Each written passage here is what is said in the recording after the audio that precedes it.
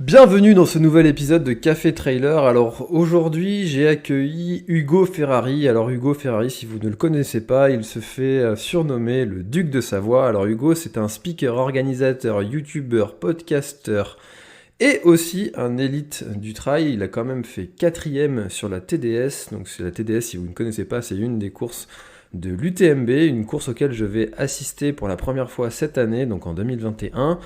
Et que j'ai vraiment extrêmement hâte de parcourir parce qu'il paraît qu'elle est magnifique et très très dure. Bref, on n'est pas là pour parler de moi, on est là pour parler d'Hugo. Alors avec Hugo, notre conversation a duré beaucoup de temps parce que Hugo il est habitué à parler et ça s'est ressenti. Moi j'ai pas vu le temps passer, au bout d'1h45 j'ai regardé le chrono et puis je me suis dit waouh, déjà 1h45, attention, il va peut-être falloir clôturer. Au bout d'un moment, j'ai passé un excellent moment auprès d'Hugo. C'était vraiment un moment un petit peu différent de d'habitude. Hugo a un franc-parler, il est marrant, il ne se prend pas du tout la tête avec des sujets qui peuvent être très très sérieux. Et il a toujours un point de vue sur des sujets autour du trail. Donc on a pris le temps de discuter de tout ça, de répondre à l'ensemble des questions des personnes qui étaient là en live. Alors, bah écoutez, je vous souhaite à tous une très très bonne écoute et puis si l'épisode vous plaît, n'hésitez surtout pas à le partager autour de vous, ça m'aide beaucoup à faire connaître l'émission Café Trailer. Je vous souhaite à tous une très très bonne écoute et c'est parti, voilà mon échange avec Hugo. Bonsoir Hugo, bonsoir à tous. Merci Hugo d'avoir accepté mon invitation. Alors je ne sais pas si je dois t'appeler Hugo ou le Duc. Tu nous diras ça durant toute notre émission qui va durer environ 1 heure ou un peu plus. Comment ça va Hugo? Shalom à tous. Salut François. Écoute, ça va bien ici au Mont-Revard. La connexion réseau est tout juste établie. J'ai le plaisir de dialoguer avec des gens. Quel bonheur. Eh ben écoute, avec grand plaisir, hein. C'est une programmation de longue date et on a réussi à s'enregistrer ça. Alors, tu le sais, la question traditionnelle de début d'émission, quel est ton premier trail? Eh ben, j'en ai jamais fait en fait. Je suis un imposteur, François. Non, je plaisante. Le premier trail, Je rigole, mais c'était j'ai déjà invité des gens qui en ont jamais fait. quoi? Des impies? Ouais, premier trail. Putain, je m'étais mis à ça là pour faire un peu comme les parents. Je m'ennuyais un peu en automne et j'ai fait le trail de Montagnol qui est dans la région, c'est pas mal connu, tu vois, à l'automne. C'est un joli parcours qui fait 22 bornes et 1002. Puis bah, ce jour-là, malheureusement, il pleuvait terrible, comme souvent des fois à l'automne. Et il y a un ruisseau qui a débordé. Enfin, il y avait toute une histoire, tout un pataquès. Et le trail, en fait, a été un peu dévié parce qu'on ne pouvait plus passer. Et on a fait 2 boucles de 9 bornes, mais sous une pluie diluvienne, un truc horrible, horrible, affreux. Le truc impensable. Jamais tu te lèves pour faire ça un dimanche. Donc mes parents qui sont venus me voir se sont dit bon, bah tant pis, hein, il aura essayé, mais il va jamais en refaire. C'est tellement affreux. Tu vois, tu sais la pluie quand il fait 2-3 degrés, le truc.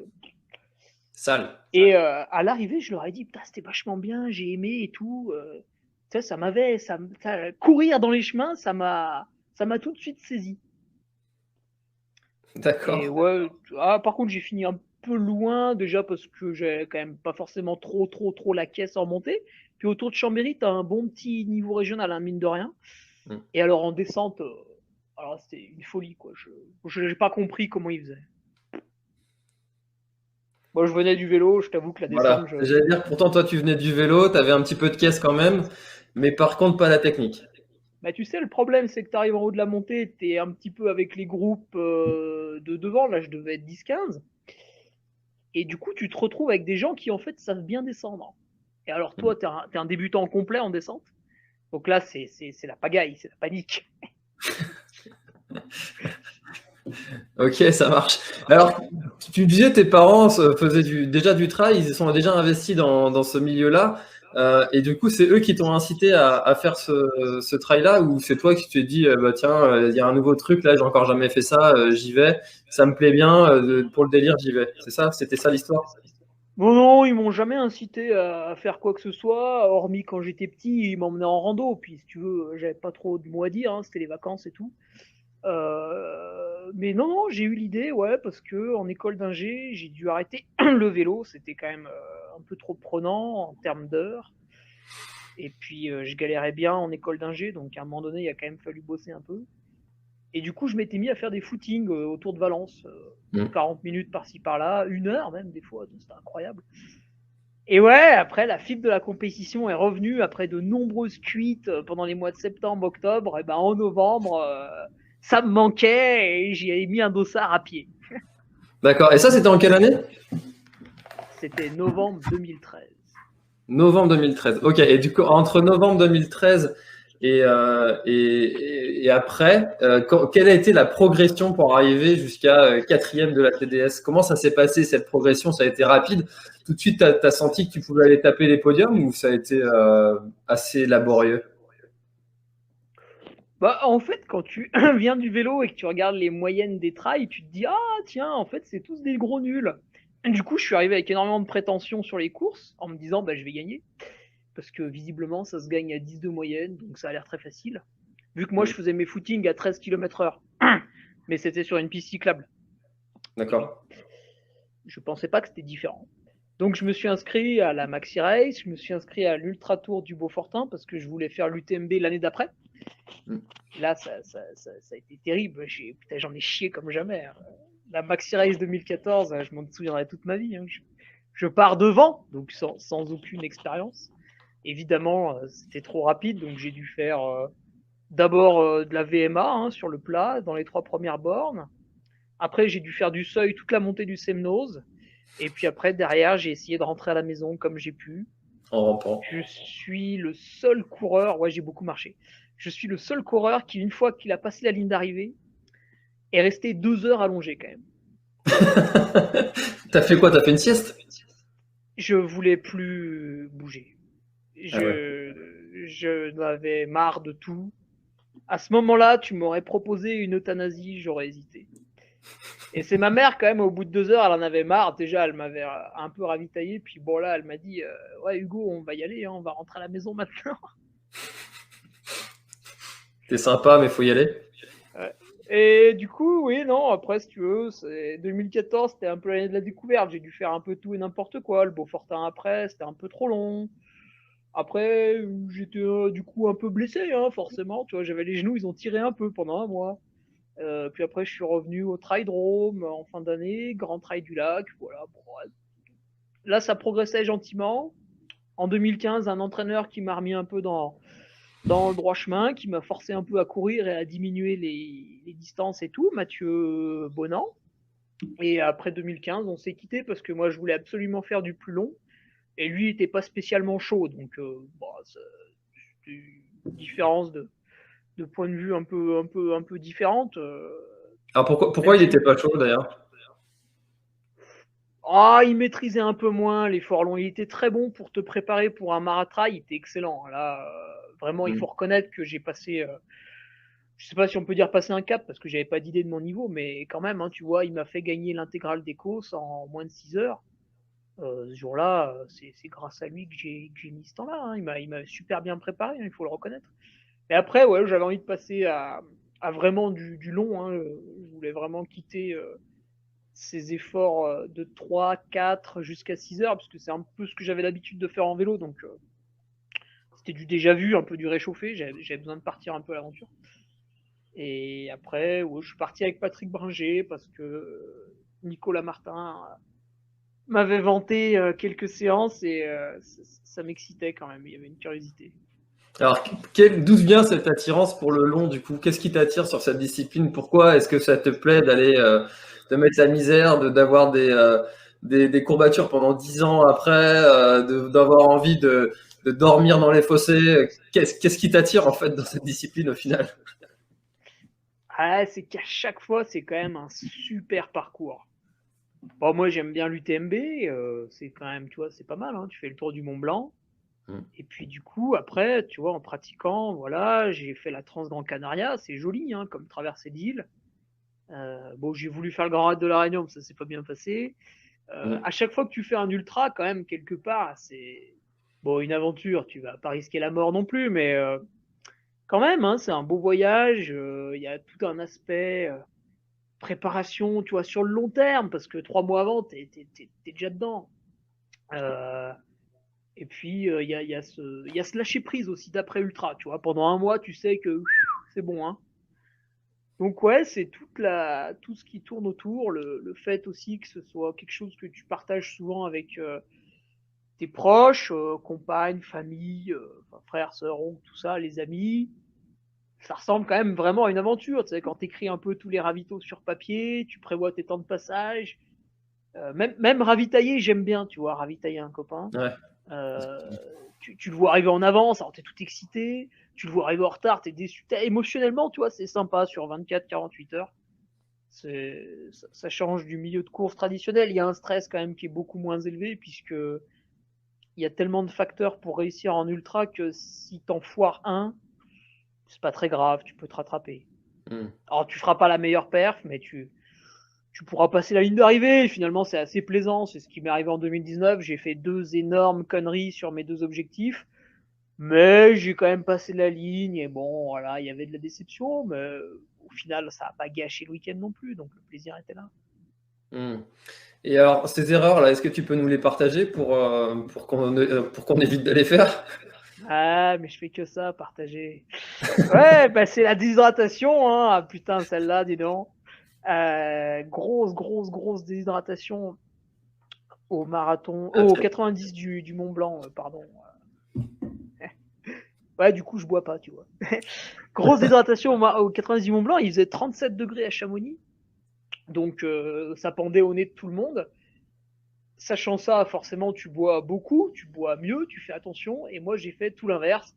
C'est-à-dire que je suis parti sur un rythme assez élevé, comme j'apprécie, et du coup, j'ai un peu oublié de boire, parce que c'est vrai que quand tu cours derrière Xavier Thévenard, derrière Michel Lannes, que tu lâches Michel dans la bosse et tout, après tu suis un peu Xavier, ça m'avait perturbé quelque part. J'avais un niveau de forme qui était assez inédit, et du coup, dans le cerveau, ça c'est un peu, j'ai oublié cette hydratation. J'avais dû boire 300 millilitres par heure. hmm. Quand tu sais la chaleur qu'il faisait, c'était juste du suicide. Et effectivement, au bout de 4-5 heures, je l'ai senti. Alors donc tu dirais que finalement la team qui dit buvez quand vous avez soif, non? Bah, tu vois, ton cerveau, il peut être occupé par autre chose aussi. Il faut se méfier, quoi. Je dirais que c'est un très bon conseil. Après, faut aussi se mettre peut-être des checkpoints, tu vois.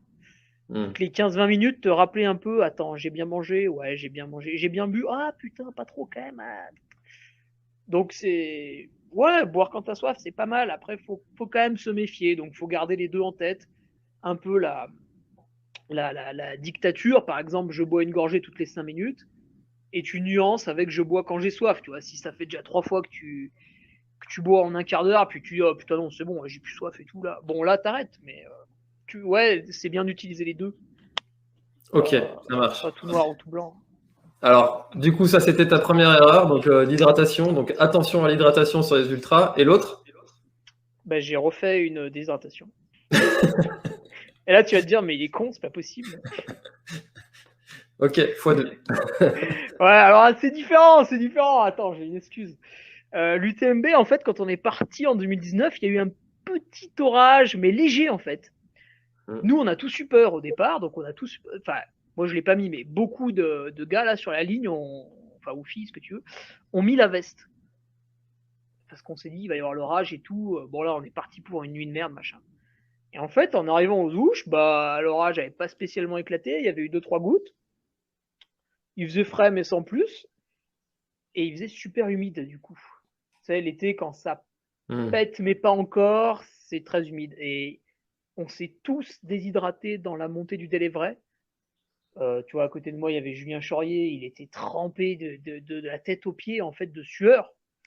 Enfin, plein d'autres coureurs, c'était pareil. Bon, après, il y en a qui réagissent un peu mieux, tu vois. Un Xavier Thévenard, par exemple, ça se déshydrate jamais. Hein, c'est incroyable. Machine. Et j'ai eu beau remplir les 2 flasques à Saint-Gervais. En fait, j'étais en dette, tu vois, continuellement. Et vers minuit, bah, patatras, re la déshydratation. Ouais. Mais pour d'autres coureurs, c'était autre chose. Ils ont eu des crampes ou courbatures induites par cette déshydratation. Donc mon entraîneur, il a stoppé à Courmayeur. Julien Chory, il a stoppé à Courmayeur. Puis certainement d'autres qui ont stoppé à cause de cette température un peu vicieuse au début, là, avec cette humidité terrible. Hmm. Moi, je me suis remis, puis je suis reparti, puis voilà, j'ai fini, quoi. Ouais. Pas au top, mais fini quand même. Non, un peu loin, du coup. Ok, ça marche. Alors, j'aimerais un petit peu connaître ton parcours. Comment est-ce que tu en es venu à commencer la course à pied et puis arriver à avoir toutes ces disciplines autour du trail que tu as en ce moment, parce que tu fais des podcasts, tu fais des articles sur ton Patreon, tu es speaker. Comment est-ce que ça s'est organisé? Comment est-ce que ça s'est goupillé tout ça? Et pourquoi est-ce que tu t'es lancé dans tous ces projets-là? Ouais, ben, en fait, ça se suit, ça se suit, ça se suit. J'ai été salarié, attention, pendant quasiment un an, et j'ai tout de suite vu que ça me plaisait pas, tu vois. Au bout de 2 semaines dans l'entreprise, qui était très bien, hein, j'avais une bonne place, j'avais des horaires sympathiques, c'était proche des montagnes, enfin tout était bien réuni, mais tu vois, je n'aimais pas ça. Le fait de devoir être là à telle heure, bon, ça ne me plaisait pas. Bref, ça arrive à plein de gens, c'est pas grave. Hmm. Et du coup, quand j'ai été, enfin mon CDD en fait n'a pas été reconduit parce que tu sais une petite PME des fois tu peux pas forcément embaucher. Donc bon, j'ai été sur le marché du travail à nouveau, puis là j'ai voulu chercher un autre poste. Et à ce moment-là, j'ai eu l'idée de devenir speaker. Et Hmm. Ludovic Collect a reçu ici, m'a bien accompagné d'ailleurs. Qu'on salue. Ben voilà, puis j'en profite vraiment pour le remercier une fois de plus parce que c'est quand même grâce à lui, hein, si je me suis lancé en tant que speaker. Il m'a gentiment invité avec lui sur des événements. Il m'a mis le micro dans la main alors que globalement j'aurais pu faire tout et n'importe quoi. Donc bon, c'est un homme de confiance, hein, Ludovic, mais il prend des risques hein, aussi. Hein. Et voilà, ça s'est bien passé, ouais. Alors, comment ça s'est passé cette première fois? Alors la première fois, en fait, j'étais pas avec lui, j'étais allé avec un autre speaker. Pareil, qui est Romain, putain, j'ai bouffé son nom. Euh, on était sur le trail des Avennes, là, qui est très joli aussi, là, avec les grottes au-dessus de Nîmes. Et ça s'est passé, en fait, j'étais un peu trop sérieux, tu vois. Un peu Ouais. trop commentateur sportif. Alors, quand t'es speaker sur un trail, t'es plus tu vois, sur l'humain, sur l'émotion du gars qui passe la ligne. Au départ, il y a une ambiance particulière à mettre suivant où t'es, suivant le public que t'as, etc. Et moi, j'étais plus sur la première en mode un peu commentateur télé, tu vois. Donc, c'était assez marrant quand je m'en souviens. Mais bon, les gens ont bien aimé, ils se sont marrés. Puis Romain, qui était le speaker officiel, a remis la petite touche d'humanisme, on va dire. Donc c'était bon. Mais ouais, la première fois, tu parles dans le micro, puis bah, tu t'entends parler, tu sais, t'entends ta voix résonner sur le terrain, putain, t'es un peu stressé, t'as peur de dire une connerie. Mais ça vient assez vite, et après, plus tu en fais, plus c'est facile, quoi. D'accord. Et alors, il y a quelque chose qui m'intrigue dans ce métier-là, c'est quand les coureurs sont partis, qu'est-ce qui se passe? Tu bois un café, dans D'accord. un premier Alors, temps. il y a plus d'animation, de speaker, il n'y a plus rien. Ouais, souvent en fait, vraiment, quand t'as donné. Alors ça dépend, parce que tu sais, souvent, t'as plusieurs départs.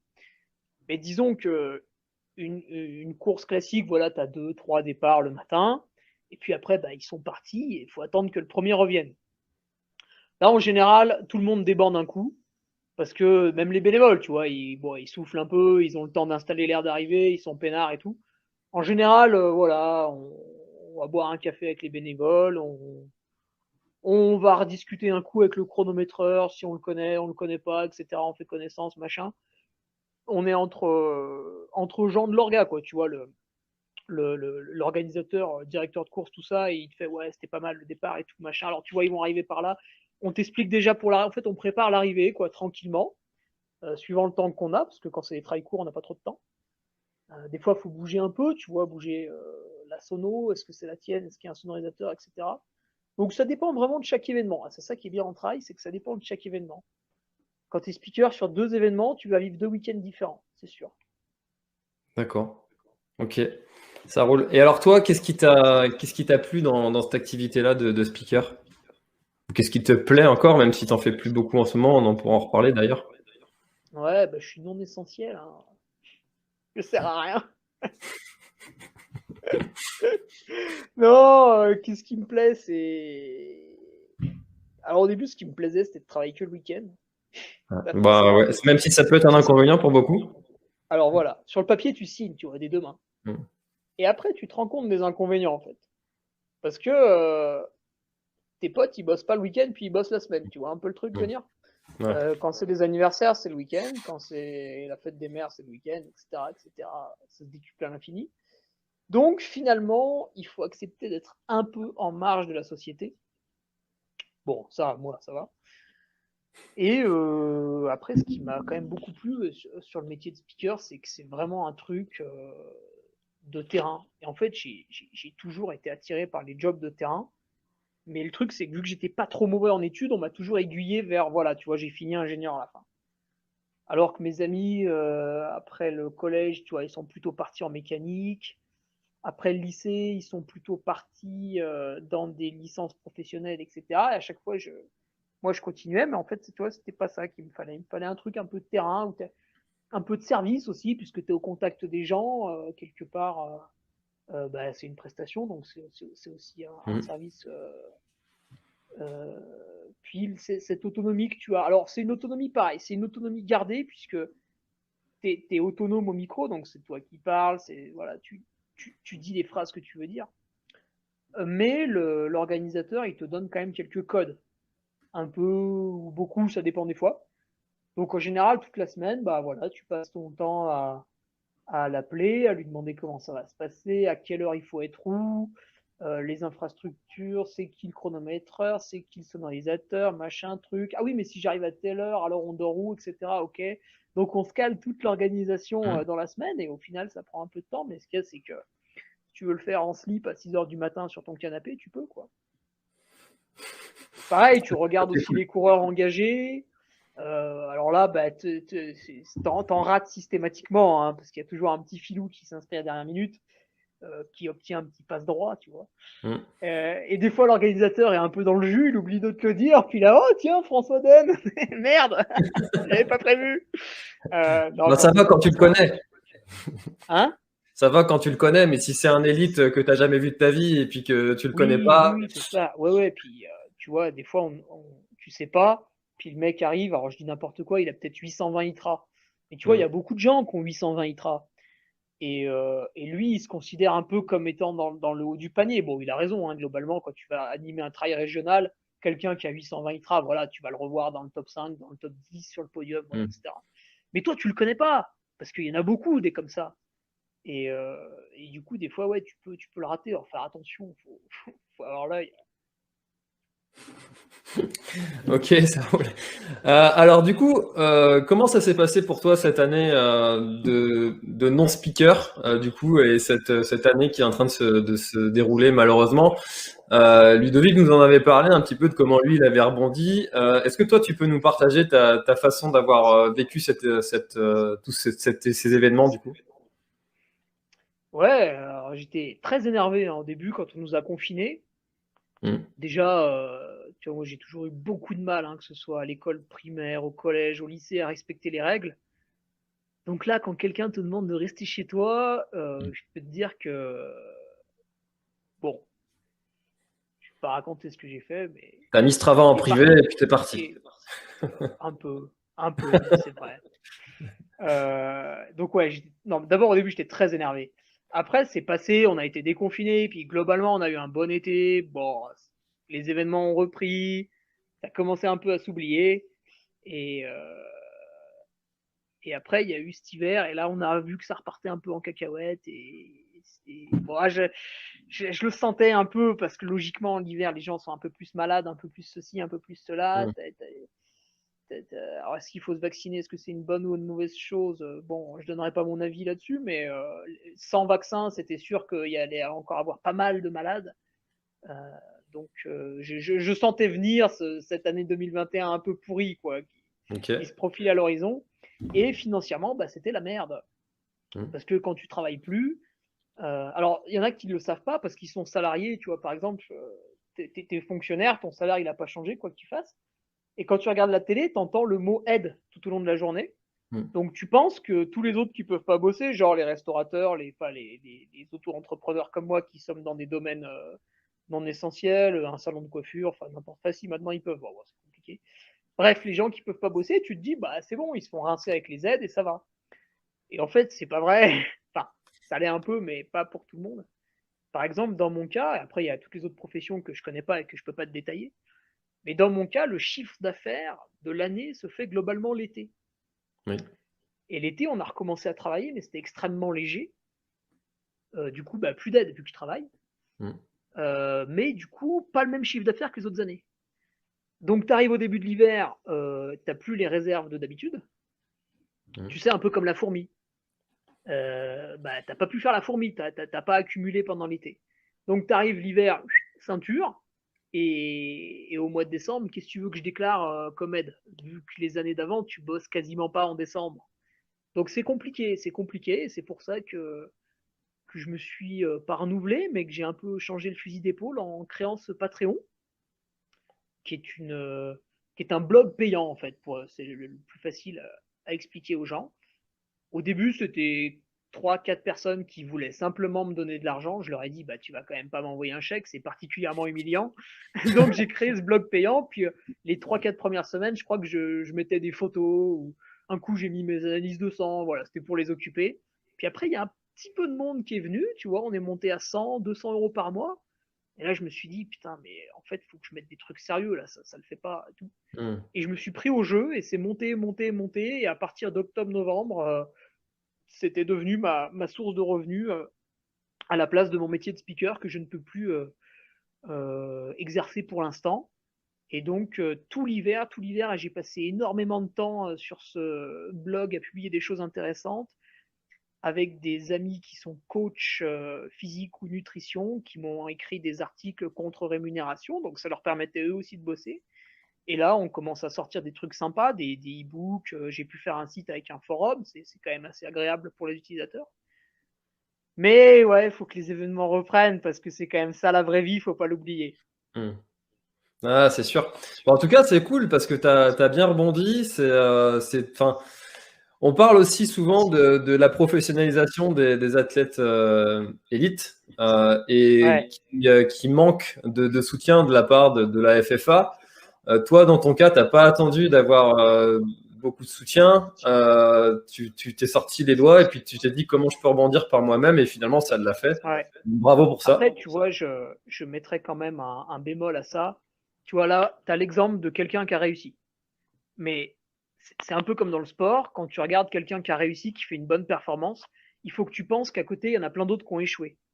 Et moi, pourquoi j'ai réussi à faire ce Patreon, ce blog payant, c'est un truc en France, quasiment personne connaît en plus. Mm. C'est parce que voilà, je suis jeune, dynamique, ma formation d'ingénieur, elle m'a fait toucher un peu à l'informatique, même si j'étais pas très bon, etc. Voilà, va proposer ça à un speaker de 45 ans, il pourra, tu vois, il pourra pas le faire, il Mm. pourra pas y arriver. C'est comme tu voyais des. L'autre fois, il y avait un magasin de running qui allait devoir refermer à cause du confinement, Mm. et une personne lui dit, bah t'as qu'à faire du dropshipping, du, du click and Carrément. collect. Moi, je Ouais, m'y perds dans ces termes anglais. Je suis très mauvais en anglais. T'as qu'à faire du click and collect. Et, et non, ça marche pas comme ça. C'est pas du jour au lendemain, je fais du click and collect. Du click and collect, bah, faut créer un site internet. Ton site internet, faut qu'il soit référencé. Ça, c'est un travail, c'est de la pub, c'est du marketing, c'est investir des ronds dedans. Ça se fait pas du jour au lendemain, quoi. Donc, si Ouais, t'es bien pas sûr. un peu, si t'es pas un peu formé, toi, le mec qui est libraire, tu lui dis de faire du click and collect le lendemain, t'es le mec qui est perdu, quoi. Il sait pas quoi faire, Non, c'est et normal. puis en plus, tu es une boutique physique. Ton métier, c'est de conseiller les gens en physique. C'est pas de vendre un C'est article ça. sur Internet parce que voilà, le principe même d'une boutique physique, c'est de pouvoir essayer le produit. Si tu commences à dire aux gens, bah, j'ai aussi un site Internet, pourquoi est-ce qu'on achèterait sur le site et pas, enfin, tu vois, et pourquoi on viendrait dans ta boutique au final? Donc, Ouais, ouais, puis chacun son métier, chacun sa spécialité, il en faut pour tout le monde. Et c'est vrai que c'est dommage que ces gens-là n'aient pas pu travailler. ouais. Tu le vois bien avec, tu vois, ce live qui sera retrouvé en podcast qu'on est en train de réaliser aujourd'hui. Si toi, tu fais pas un peu de pub et un peu de promotion tout au long de l'année, bah, ton audience, elle va chuter, puis au bout d'un moment, ou alors ça augmentera pas. Là, si ton audience, elle augmente régulièrement, c'est parce que voilà, t'en parles sur tes différents réseaux, etc., etc. Donc il y a tout un travail derrière. Hmm. Que si t'as pas été formé plus ou moins, bon, je sais pas de quelle formation tu viens, mais si toi, quelqu'un qui a jamais touché un peu à tous ces outils informatiques, il peut pas changer du jour au lendemain. Hein. Donc c'est pas parce que moi j'ai réussi que c'est la fête du slip et que tout le monde s'est réorienté dans la vie et que voilà.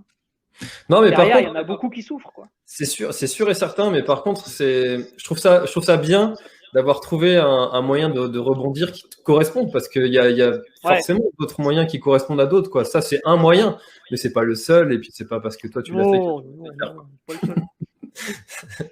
Non, il y avait aussi vendre de la drogue, j'ai hésité. Ça rapporte plus, j'aurais dû choisir ça. Alors, je l'ai pas dit au tout début, et pourtant les gens le font vraiment de manière très très active. Vous pouvez poser toutes vos questions au Duc ce soir. Ouais. Et donc la première question là, Gaël, demain départ pour l'échappée belle, cap ou pas cap? Ah, putain, demain, ça va être chaud. Il y a beaucoup de neige, Gaël, dans les Beldon en ce moment. Non, je pense qu'il veut dire, est-ce que du jour au lendemain, en supposant que je sois relativement entraîné, parce que là, je sors un peu de blessure, donc on va se calmer, mais est-ce que du jour au lendemain, je me jetterais dans une aventure comme ça? Euh, Franchement, je sais pas, c'est un peu long quand même. Hein. Pour la moitié, peut-être. Pour la moitié, peut-être. En entier, non, il faut que ça mûrisse un peu. Ok. Alors, est-ce qu'on peut en parler justement de d'où est venu ce surnom du duc de Savoie? Est-ce que tu as déjà raconté un petit peu cette histoire? Parce que pour tout te dire, j'ai dans mes anciens collègues de boulot, quand j'étais pompier de Paris, j'avais une connaissance qui était de Savoie, et il était très investi dans le côté monarchique de cette région. Et Ah, t'as quand des je l'ai vu, fous ici. le duc de Savoie, je vais tout de suite repenser à ce gars-là, qu'on salue d'ailleurs, Yon Berod, si tu nous regardes. Et alors, d'où est venue cette envie de représenter cette région de cette manière? Ah, c'est vrai que je crois que j'ai jamais dû le raconter, ça. Tiens, je pourrais faire la genèse du truc, ouais. C'est une bonne idée. Eh ben ouais, ouais, en fait, bon, moi j'adore, tu vois, toute l'époque un peu médiévale, tout ça. J'adore parce que j'y ai pas vécu, hein, à mon avis, j'aurais toi direct changé d'avis. Mais j'aime bien la romance qu'on en fait, tu Ouais, vois, la ouais. romance du temps des châteaux forts, machin, bidule, les rois qui partent en campagne, ils reviennent 3 semaines après, ils passent 2 semaines au plumard, ils bouffent comme des gorées, ils repartent en campagne. Enfin, j'adore, tu vois, Camelot, les films, bon, tout ça, bon, tout le domaine médiéval, je suis absolument fan. Euh, et j'écoute aussi, rien à voir, mais ça me fait beaucoup rire, sans prendre aucun parti bien sûr, les vidéos de Papacito qui sont de la grosse rigolade. Hein. Il fait des espèces d'interviews de lui-même en fait, donc déjà tu sens que c'est de la déconnade. Et à un moment donné, il s'était proclamé roi des Visigoths, je sais plus quoi, parce qu'il habite dans le sud-ouest et qu'il a des origines espagnoles. Et ça m'avait fait marrer, tu vois. Et puis un jour, en 2019, je remporte le Beaujolais Village Trail, je sais plus trop le nom que ça avait, si Ultra Beaujolais Village Trail, c'était ça. On avait fait une belle bataille avec le local, bah il aurait pas dû m'inviter, hein, Yann Nourri, et du coup moi je fais premier et lui deuxième. Et du D'accord. coup bah, ça m'avait fait marrer parce qu'il m'avait invité chez lui et tout, je connais un petit peu Yann. Et finalement je viens chez lui, tu vois, je viens dans sa campagne, dans son Beaujolais, qu'il aimait bien, hein, il me l'a bien vendu. Et puis je le détrône en quelque sorte, tu vois. Et en rentrant chez moi, j'ai pensé à ça, à ce titre de duc, la Savoie, la monarchie, parce que tu sais, en Savoie, il y a un peu une histoire. Alors certains me diront qu'elle a été rattachée à la France de manière un peu scabreuse et que du coup c'est contestable. Et du coup, j'ai pensé au duc de Savoie, parce que quand tu es à Chambéry, tu as le château des ducs de Savoie. Chambéry, c'est la ville des ducs de Savoie, et ça m'a fait marrer. Et j'ai fait une vidéo qui est quasiment un plagiat de Papacito sur YouTube, qui doit se retrouver assez facilement, et dans laquelle je te raconte la course comme si j'étais parti à la conquête des terres du Beaujolais, tu vois. D'accord. Et après, c'est parti et progressivement, ça monte. au cours de l'été, déjà, il y avait des gens qui me saluaient en disant le duc, etc. Tu vois, je pense que ça fait marrer. Le mot, rien que le mot, tu vois, quand tu le prononces, le duc, tu vois, il y a quelque chose, il y a du corps derrière, il y a quelque chose. C'est comme Casquette Verte, on l'a renommé le baron de Paris. Alors, il en joue pas trop pour l'instant, mais ça viendra peut-être. On a Benjamin Paulin, c'est l'émissaire vosgien, tu vois. Donc, lui, attention, très, très, très bon coureur. Attention, les gens le connaissent pas, ça va venir. Et il y a le druide de Bretagne, tu ne le connais peut-être pas, c'est Jean-Adrien Michel. Ah Qui si, avait je connais. fini, ouais, il finit juste derrière moi à Capton. Lui, c'est le druide de Bretagne. Lui. Et sacré D'accord. personnage aussi. Ouais. Mais il joue pas trop dessus encore, mais ça viendra peut-être, ce serait marrant, tu vois. Ah bah On va n'a pas, on falloir n'a pas de, une rencontre de tous ces personnages-là lors d'un live. Tiens. on n'a pas de marquis, hein, donc voilà, s'il y a une forte personnalité quelque part, c'est facile. Faut aimer votre région profondément. Et voilà, vous pouvez être marquis de je sais pas quoi. Vicomte, on n'a pas de vicomte non plus. Il manque un Corse L'intendant et un du Basque Trièves. dans la team là. Ah oui, exact. Ouais, ouais. Ah bah ça, c'est Ouais. des gens qui aiment beaucoup leur pays. Ouais. Donc Ok. voilà, après ça a fait son chemin, puis finalement je me suis dit que c'était pas mal de se cacher en gros derrière un personnage pour pouvoir vraiment, vraiment, vraiment raconter des conneries et que tout le monde comprenne que c'est de la blague. Parce qu'avant, tu vois, je faisais déjà des vidéos et des podcasts avant, et j'avais toujours un ton un peu, voilà, des fois t'as l'impression que c'est condescendant, des fois t'as l'impression que c'est pas sérieux, des fois ceci, des fois cela. Là, maintenant, tu sais que c'est le personnage du duc de Savoie, c'est plus vraiment Hugo Ferraille, bon, même si c'est toujours un peu mes idées quand même derrière, mais au moins tu vois quelqu'un qui va tomber dessus, il se dit ouais c'est quelqu'un, voilà, il fait un peu d'humour machin. Alors que des fois des gens tombaient sur mes vidéos puis ils pensaient qu'ils arrivaient sur Arte, tu vois, et qu'ils étaient déçus, ils comprenaient pas, ils mettaient un commentaire idiot. Enfin là ça n'arrive plus, c'est mieux comme ça avec un personnage comique. D'accord. Ok. Et t'as déjà eu justement des gens qui étaient vraiment très premier degré, qui sont venus te mettre des sales commentaires, Ouais, j'adore. des haters. Ouais, si t'as pas de hater, t'as raté ta vie, c'est trop bien. Moi j'adore, je joue avec en fait. C'est comme un chat, tu lui amènes la balle, puis il met un peu des coups dedans et tout. Le hater, pareil, tu sais, je le nourris, tu vois, je lui réponds dans son sens. Alors il comprend pas, tu vois, il se dit putain, mais il devrait être énervé et tout. Et je dis, oh, c'est marrant, du coup, c'est marrant. Mais oui, t'en as toujours. Ouais. Alors c'est marrant, tu les rencontres jamais dans la vraie vie, Non. mais beaucoup sur les réseaux sociaux, je sais pas, dans la vraie vie, ils sont confinés, j'en sais rien. Je les ai jamais vus. Bah, en même temps, s'ils sont sur les pelotons, tu les vois pas beaucoup, mais Non, alors, mais dans le monde du trail, c'est bonnard. Hein. ouais, C'est vraiment en très cool. général, ça va, on est bien garnis, Ouais, nous. très sympa. Bonsoir, le duc de Savoie. Quels sont ton ou tes objectifs pour cette saison? Nous demande Nicolas. Ah bah, il me connaît pas bien, lui. C'est facile, c'est l'UTMB. UTMB, UTMB, UTMB. J'adore cette course. Alors, qu'est-ce que tu penses de tous les gens qui décrient un petit peu cette course, justement? Ah, c'est des hypocrites. C'est Et souvent, pourquoi est-ce qu'il non, faut venir alors? pas tout le temps, mais en fait, souvent, c'est un problème qu'on voit, et tu vois, Ludovic Collet, il en parlait à un moment donné. C'est que les gens veulent participer à un événement mondial, et un peu pour se faire mousser, hein, on va pas se mentir. Hmm. Hein. Tu dis à tes collègues de bureau que tu as fait UTMB, c'est la classe, tu vois. Et c'est vrai. Mais ils veulent pas les à côté. Parce que qui dit événement mondial dit grosse infrastructure, dit bah forcément derrière il y a un petit peu de salariés, il y a un petit peu de ceci, il y a un petit peu de cela. Ça coûte un peu cher. Vu que tout le monde veut venir, bah, les gens de Chamonix ils sont pas fous, hein, ils augmentent le prix des loyers. Bon déjà Chamonix de base c'est pas hyper, c'est pas la classe économie. Donc ouais voilà, quand tu participes à un événement mondial, faut pas se leurrer, ça va te coûter un peu. Et il y en a beaucoup qui voudraient en fait participer à un événement mondial et être tranquille, tu vois. Hmm. C'est pas pareil.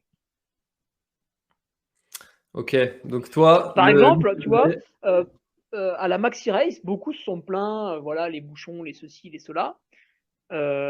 Si vous n'aimez pas cette ambiance, il y a du monde à la Maxi Race, on le sait. Moi, j'adore. Bon, je suis speaker, mais j'adore. C'est un week-end, c'est énorme, c'est la fête, c'est voilà. Si vous refusez cette ambiance, mais que vous êtes un coureur voilà, plus rugueux, plus rustique, plus terrain, et ben en même temps, vous avez le Grand Raid 73. Vous avez un parcours de 75 bornes dans les Bauges. Vous êtes 300 au départ et tout se passe bien. Là, vous êtes tout seul. C'est vrai, il y en a pour tout le monde. Mais c'est sûr que vous dites ça le lendemain au bureau, bah, les gens connaissent pas. Hein. C'est un peu moins classe, ouais.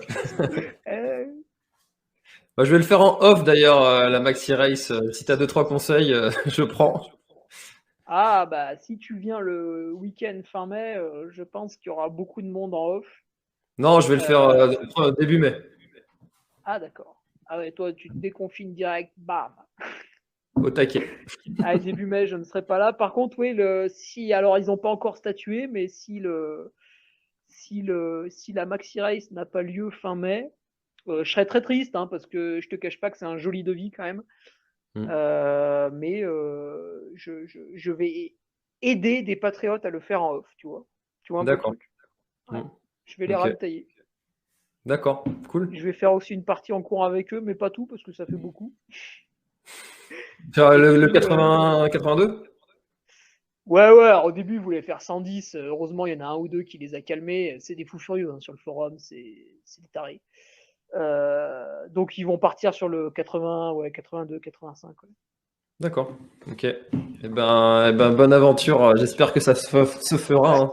On Par espère. contre, méfie-toi, hein, début mai, la météo, ça peut être coton. Hein. Ouais. J'aurai ma petite assistance au cas où aussi. Ouais, ouais. Non, c'est juste, il peut neiger en fait assez haut, hein, enfin assez bas, pardon, début mai.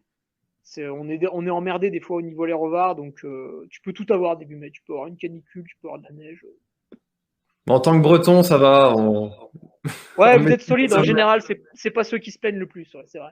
On maîtrise les sommets. Ça va. C'est pas très dangereux la Maxi Race. T'as uniquement le passage, je sais plus, je connais même plus le nom, Roc de l'Ancrenat, voilà. T'as uniquement ce passage-là qui peut être délicat en cas d'intempérie. Le reste, c'est très très bien. D'accord. Ok. Eh ben, je note. Alors, là, je crois qu'on attaque un sujet un petit peu sensible chez toi. Salut Hugo, à quand un retour à l'île de la Réunion, nous demande Johan. Ouais, j'ai un peu du mal avec ce grand raid de la Réunion parce que tu vois, beaucoup se plaignent, par exemple, du prix de l'UTMB qui est de 280 euros. Bon, c'est sûr, c'est une somme, mais il faut voir le service que tu as derrière. La Réunion, le dossard, il est à 180 euros. Je peux te dire que niveau balisage, c'est sûr qu'ils n'ont pas investi autant que l'UTMB. Tout le monde se perd chaque année. Alors, on parle à chaque fois des élites qui se perdent, mais moi, j'ai beaucoup d'amis qui se sont perdus alors qu'ils étaient au milieu du peloton. Hein. Hmm. Parce que des fois, pendant 2 bornes, bah, t'as pas de balisage. Il y a des croisements, hein, tu sais pas où faut aller. Ouais. Donc tu te dis, bah, je vais aller tout droit. Et puis Normal. au bout de 10 minutes, tu vois un balisage. Alors là, c'est la joie, c'est le bonheur. Donc ouais, j'ai un peu du mal avec ça. J'attends quelques années quand même, parce que suite à une erreur de balisage, on s'est retrouvé, on était au moins 50 coureurs sur des mauvais chemins. Et en plus, on était à 2 bornes d'un ravito, donc ça coûtait quoi d'envoyer quelqu'un mettre une rubalise? C'est quand même très simple. Hmm. Et du coup, ouais, je suis tombé, parce qu'avec la frontale, je cherchais un peu mon chemin.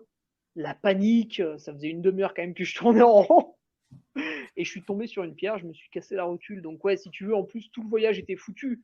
Parce que derrière, j'ai passé les jours qui me restaient allongés sur un canapé dans une chambre.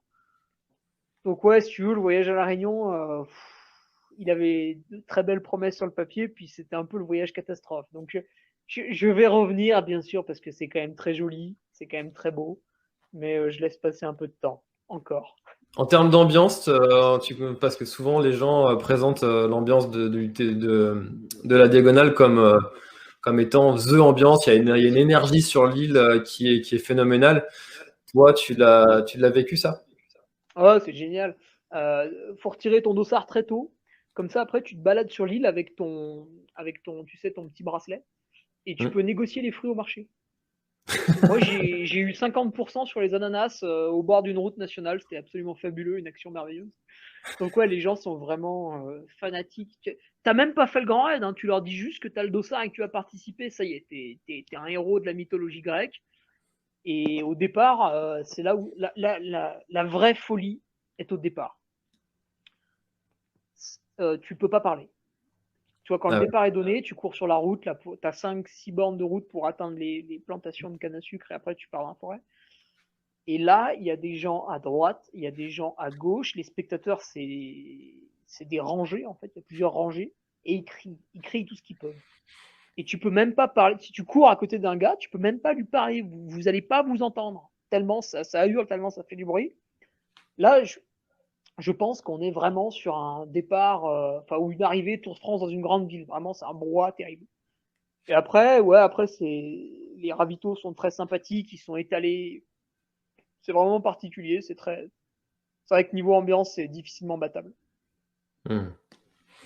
Ah, ça fait envie en tout cas de revivre ce genre de moment ou simplement de les vivre pour ceux qui ont jamais eu la chance d'y aller comme moi.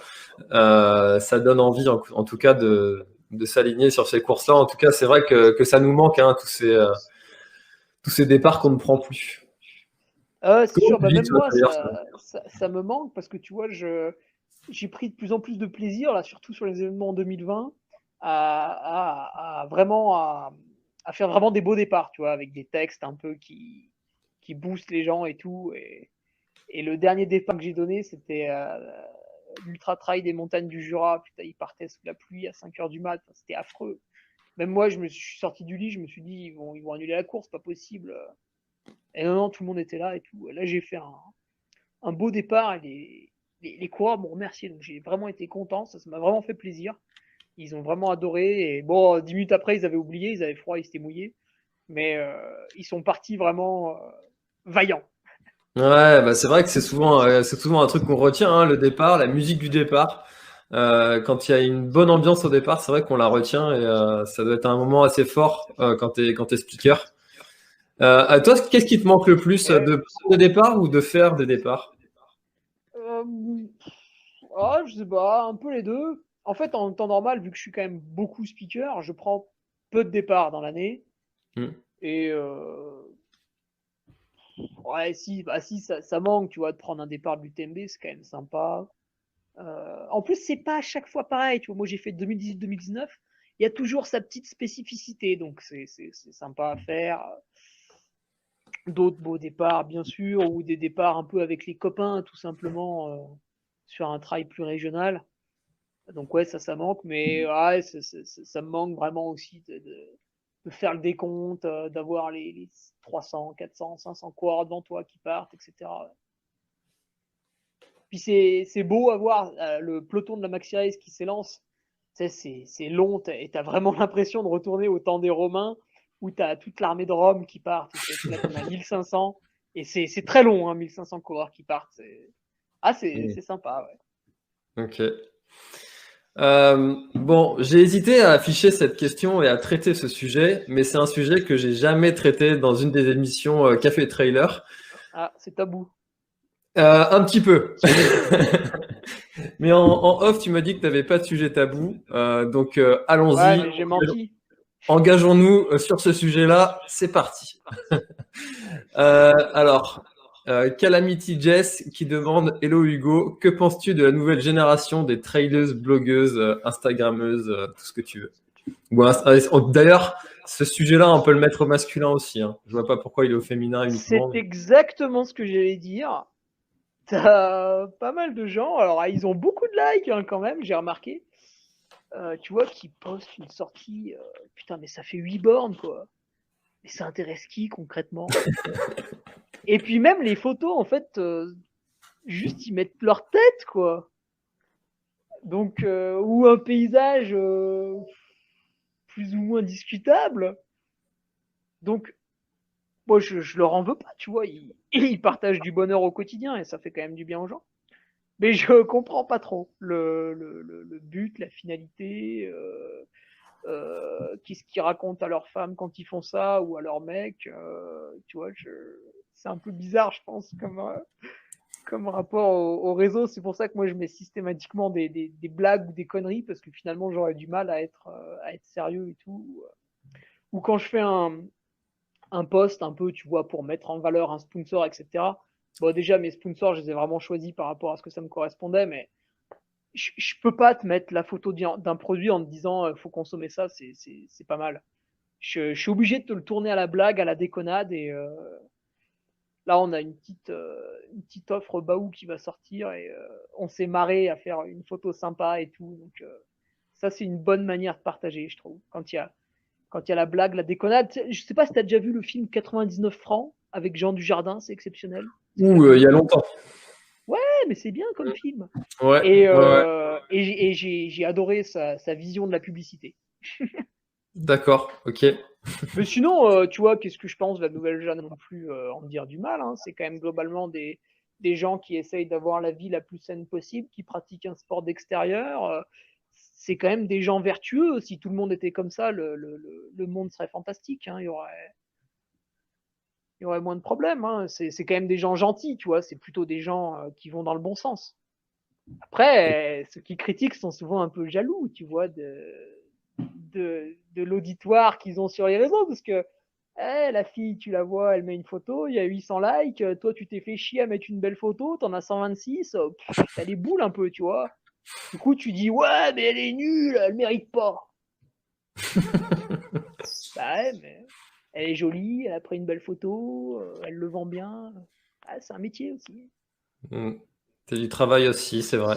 Et puis moi, je pense que bon, alors après, je suis pas du tout objectif pour parler de ce sujet-là parce que je le fais aussi. Mais je pense Mais que c'est en fait, bien de reconnaître ses défauts. bah oui, non, mais j'ai aucun problème avec ce sujet-là. Et puis je Eh suis oui. très clair sur le sujet que il y a vraiment une recherche une part d'ego aussi dans cette pratique-là. Bon, on a Qui tous de l'ego, hein. Mais je pense qu'en fait, les gens qui font ça vraiment de manière quotidienne, etc., en fait, c'est les nouveaux qui étaient alors avant, les anciennes générations, c'était les gens qui étaient les piliers de comptoir et qui racontaient leur campagne au bar à tout le monde. Ouais, Maintenant, on utilise exactement. les réseaux. Ou tu sais, sur les. Parce que moi, je suis un peu jeune, mais j'ai des habitudes de vieux. Avant, il y avait énormément de forums et tu avais des gens mais qui racontaient des trucs Ouais. mais inintéressants et ils te faisaient des pages et des pages sur un truc mais bateau. Et oui, ce doit être les mêmes qui prennent une photo en train d'aller chercher la baguette de pain en courant. Mais c'est pas, tu vois, au final, si tout le monde irait chercher sa baguette de pain en courant, bah, il y aurait moins de maladies, de ceci, de cela, plus de gens en forme, etc. Quoi. Exactement.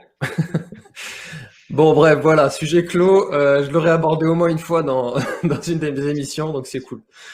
Euh, alors, il y a quelque chose que j'aimerais bien savoir, et puis Camille me lance sur le sujet, donc ça tombe C'est bien. un fou, Camille. Camille, c'est un fou furieux. Bonjour Camille, au Camille, monarque. il a contacté Baou pour qu'il fasse la barre du duc. C'est-à-dire, c'est même plus moi qui demande en fait. Maintenant, c'est les patriotes qui se permettent de contacter mes sponsors pour obtenir des choses différentes. Tu vois, ils veulent eux-mêmes modifier la gamme en fait. Maintenant, on a passé un cran. Je ne décide plus.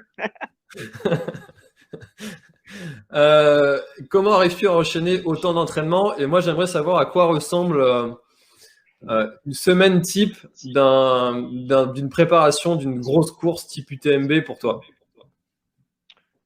Bah ouais, mais ça, tu vois, c'est une question qu'on me pose souvent. Qu'est-ce que tu fais à l'entraînement, etc. Et moi, chaque semaine, elle a rien à voir avec la précédente. Alors, Admettons la pire, la semaine, le plus gros bloc que tu puisses te faire dans une semaine, ça peut être quoi? À peu près, hein, une fois, pour j'ai donner une fait idée aux gens 36 de ce que ça heures. représente comme investissement. Ouais, une fois, j'ai fait 36 heures, mais il n'y avait pas beaucoup de qualité. Maintenant, je fais un peu plus de qualité et quasiment autant d'heures, c'est vrai. Mais c'est difficile à dire parce que tu vois, en plus, avec le métier de speaker, très souvent, du lundi au jeudi, je tabasse, tu vois. Je tabasse et le week-end, c'est plus léger. Et là, c'est vrai que vu que je travaille plus vraiment depuis un an, bah, c'est un peu au compte-goutte, etc. Alors, tu vois, ce matin, je voulais partir courir. J'aurais pu y aller à 9h30, être rentré, préparé, manger à midi. Finalement, je suis allé courir à 11h30 parce que j'ai fait un truc sur le PC et tout. Donc, te dire une semaine type, c'est compliqué. Après, voilà, c'est vrai que je descends quand même rarement en dessous de 15 heures. Euh, la moyenne, c'est 21 sur l'année. Et il y a beaucoup de vélo. Hein. 45% de mon activité est en vélo. Hmm. Donc, pour enchaîner, en fait, bah, c'est que je pense que c'est la variété. C'est-à-dire que, comme je te le disais il y a 2 minutes, j'ai pas 2 semaines identiques. Alors, des fois, on va développer une qualité pendant 3 semaines. Je sais pas, on va faire par exemple 3 semaines avec du seuil, mais à un moment donné, il va être Alors, il va y avoir 3-4 séances un peu rébarbatives sur ces 3 semaines. Mais après, il y aura un peu de seuil à vélo, il y aura d'autres trucs travaillés aussi. Et du coup, tu changes vraiment un peu. Tu as vraiment l'impression de changer du jour au lendemain. Après, j'aime beaucoup aussi faire de la musculation, gainage, j'y passe énormément de temps. Euh, ouais, je pense que c'est beaucoup l'alternance des choses. Dès que tu me mets 4 jours de course à pied de suite, là, tout de suite, il y a un peu des trucs qui se passent, tu vois. Ça me gonfle Mm. un peu, hein, mentalement, ça me casse un peu les pieds quand même au bout d'un moment. Les articulations, tu sens quand même, ça chatouille un peu tous les matins, tu vois. Donc c'est jamais gravissime, mais je sens que dès que ça devient un peu monotone, et il y a beaucoup de gens qui malheureusement font les mêmes semaines d'entraînement chaque semaine, dès que ça devient monotone, c'est là que les problèmes apparaissent pour moi en tout cas.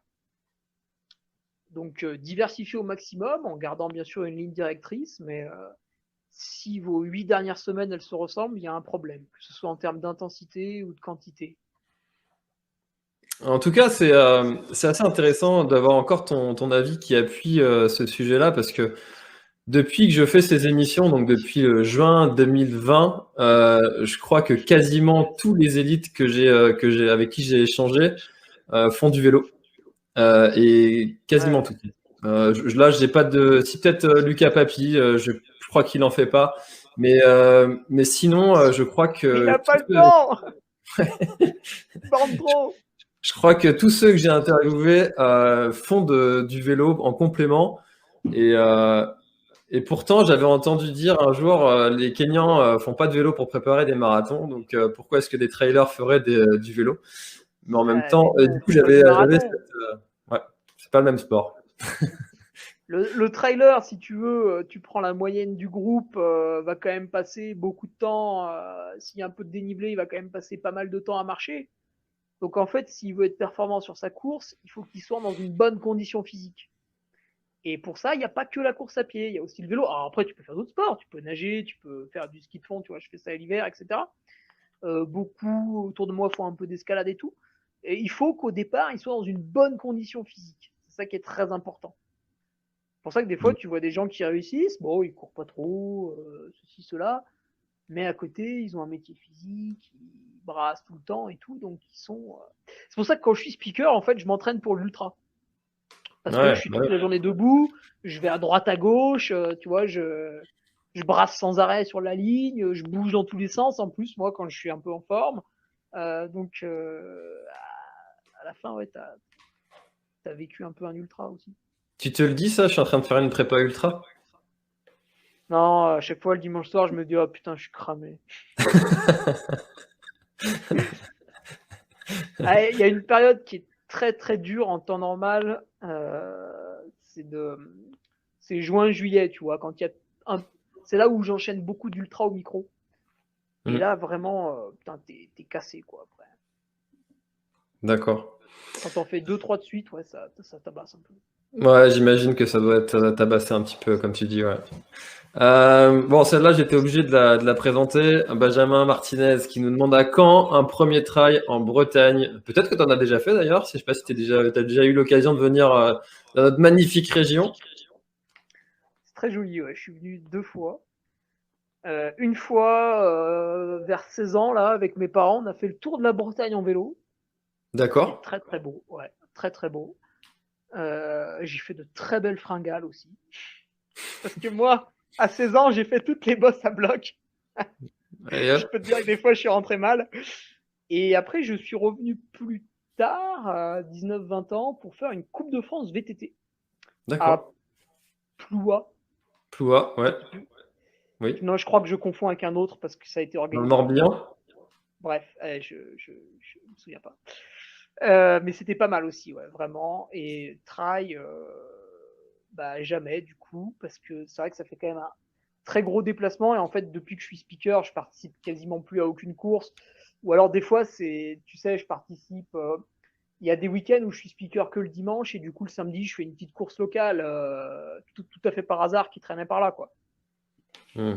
Mais prévoir, hein, tu vois, Bretagne, bah, il faut venir au moins la semaine, sinon tu profites de rien, voire même une dizaine de jours. Et c'est comme les Pyrénées, c'est un truc, faudrait y programmer, mais plutôt dans une période un peu vacances, un peu accalmie, et ça n'existe pas trop pour l'instant. Ouais. Puis en plus, la Bretagne, on y vient, on n'y passe pas. C'est pas un lieu de passage. Ouais, bah non, mais il y a toute une, voilà, t'es pas en train de visiter, tu vois, t'es pas en train de visiter Grenoble, quoi. Il y a tout un patrimoine, il y a tout un, voilà, et je pense qu'il faut faire plusieurs trucs quand t'es là-bas. Hmm, bien sûr. Ok, ça marche. Bon, bah, j'aurais fait ma petite promo de ma région traditionnelle de chaque mercredi soir. Non, mais c'est une très belle Euh, région, c'est sûr, hein. Quand tu vois les gens qui y habitent, ils adorent ça. ah bah la Bretagne est une très très grande terre de trail, ça c'est évident. Ouais. Arnaud qui nous demande quels sont les conseils du Duc pour améliorer sa préparation mentale, ses trucs et astuces. Est-ce que tu en fais ça de la préparation mentale? Parce que ça c'est un sujet qui a le vent en poupe, comme on dit. Ouais, et ben écoute, j'ai très longtemps dénigré cette pratique en prétextant que j'étais un homme fort, viril, qui n'avait pas besoin de cette aide. Et du coup, cette année, j'ai travaillé avec un préparateur mental pour soit me conforter dans ma croyance d'être l'homme le plus fort du monde et que j'avais besoin de personne, soit pour justement découvrir des choses. Et j'ai découvert des choses. Hmm. Alors, j'ai aussi découvert qu'en fait, instinctivement, et ça c'est une discussion que j'ai eue avec mon ami Nicolas Martin, l'intendant du Trièvre, euh, lui et moi, puis j'imagine tous ceux qui globalement réussissent, mais que ce soit en sport ou dans le domaine professionnel, etc., on fait instinctivement de la prépa mentale. C'est-à-dire, moi, j'utilise en fait beaucoup de leurs stratagèmes, on va dire. Et quand j'ai du coup démarré fin février avec ce préparateur mental, au début, pendant une séance ou deux, il a fallu qu'on se cherche un peu parce que tout ce qu'il me proposait était des choses que je faisais déjà. Il y a une très bonne lecture, c'est l'auto-hypnose de Kevin Hmm. Finel. Alors, je suis jamais arrivé à m'auto-hypnoser, j'étais très déçu. Mais il y a beaucoup de petits trucs et astuces dedans. Et en fait, ça touche un peu ouais, à la prépa mentale. Et après, qu'est-ce que j'ai fait pour progresser en prépa mentale avec ce gars, justement euh, Par exemple, on a fait un ancrage. Donc moi, j'estime que je descends mal et qu'il n'y a Hmm. aucune raison pour que je descende mal. Tu vois, j'habite dans un milieu montagnard, j'ai accès à de nombreux singles. Par le passé, j'ai fait du VTT, même du VTT de descente. Je suis quelqu'un qui normalement devrait descendre pas trop mal, tu vois. Et j'ai plusieurs peurs, plusieurs craintes, etc. Et maintenant, avant chaque descente, quand je veux un peu envoyer la sauce, je pratique cette technique de l'ancrage. Donc c'est ça qui m'a appris le gars. Et après, un Alors est-ce que deuxième tu peux point. nous en dire un peu plus comment est-ce que vous avez mis en place cette technique? Ah, c'était quand même une séance d'une heure et demie, parce que tu sais, c'est cérébral, alors il faut y passer un peu de temps. En gros, c'est un geste que tu vas faire Hmm. avant une situation. Donc moi, avant une descente, je fais un geste particulier. Et ensuite, j'attaque ma descente et ça me met dedans, tu vois. Je suis focus immédiatement. Hmm. Ouais, alors, Euh, pour l'expliquer ça aussi, moi j'aime bien utiliser l'exemple de la musique qui nous rappelle instinctivement un souvenir Exactement, ouais. et associé en fait à un événement positif ou négatif d'ailleurs. Et Mm. le système de l'ancrage permet ça justement, un geste qu'on va associer à un événement positif. Exactement, moi on l'a associé à une course où j'étais très bien descendu, c'était au début de la TDS en 2016 justement. Donc ce très bon souvenir vient en fait faire l'ancrage, ouais. Et ça marche parce que alors pour ceux qui connaissent un peu, je fais beaucoup le Malpassant du côté de Méry, qui est une montée qui fait un KV à la fin. Je passe tout mon temps dedans dès que j'ai des exos en côte. Et du coup, qui dit côte dit descente. Et en fait, une fois j'ai fait 4 fois, non, 5 fois 200 mètres, je crois. Et les descentes, je sais exactement combien de temps je vais mettre pour descendre. Et quand j'ai fait l'ancrage, j'ai gagné une trentaine de secondes sans y penser, quoi. Donc comme D'accord. quoi, c'est réellement efficace et mesurable. Hmm. Mais c'est vrai que c'est un travail qui est pas physique et on a encore un petit peu de mal avec ce genre de pratique. Ouais, je suis pas un grand fan hein, de tout ce qui est cérébral. Hmm. Mais il faut reconnaître qu'il y a des choses. Voilà. Ouais, non mais il y a Après, qu'à.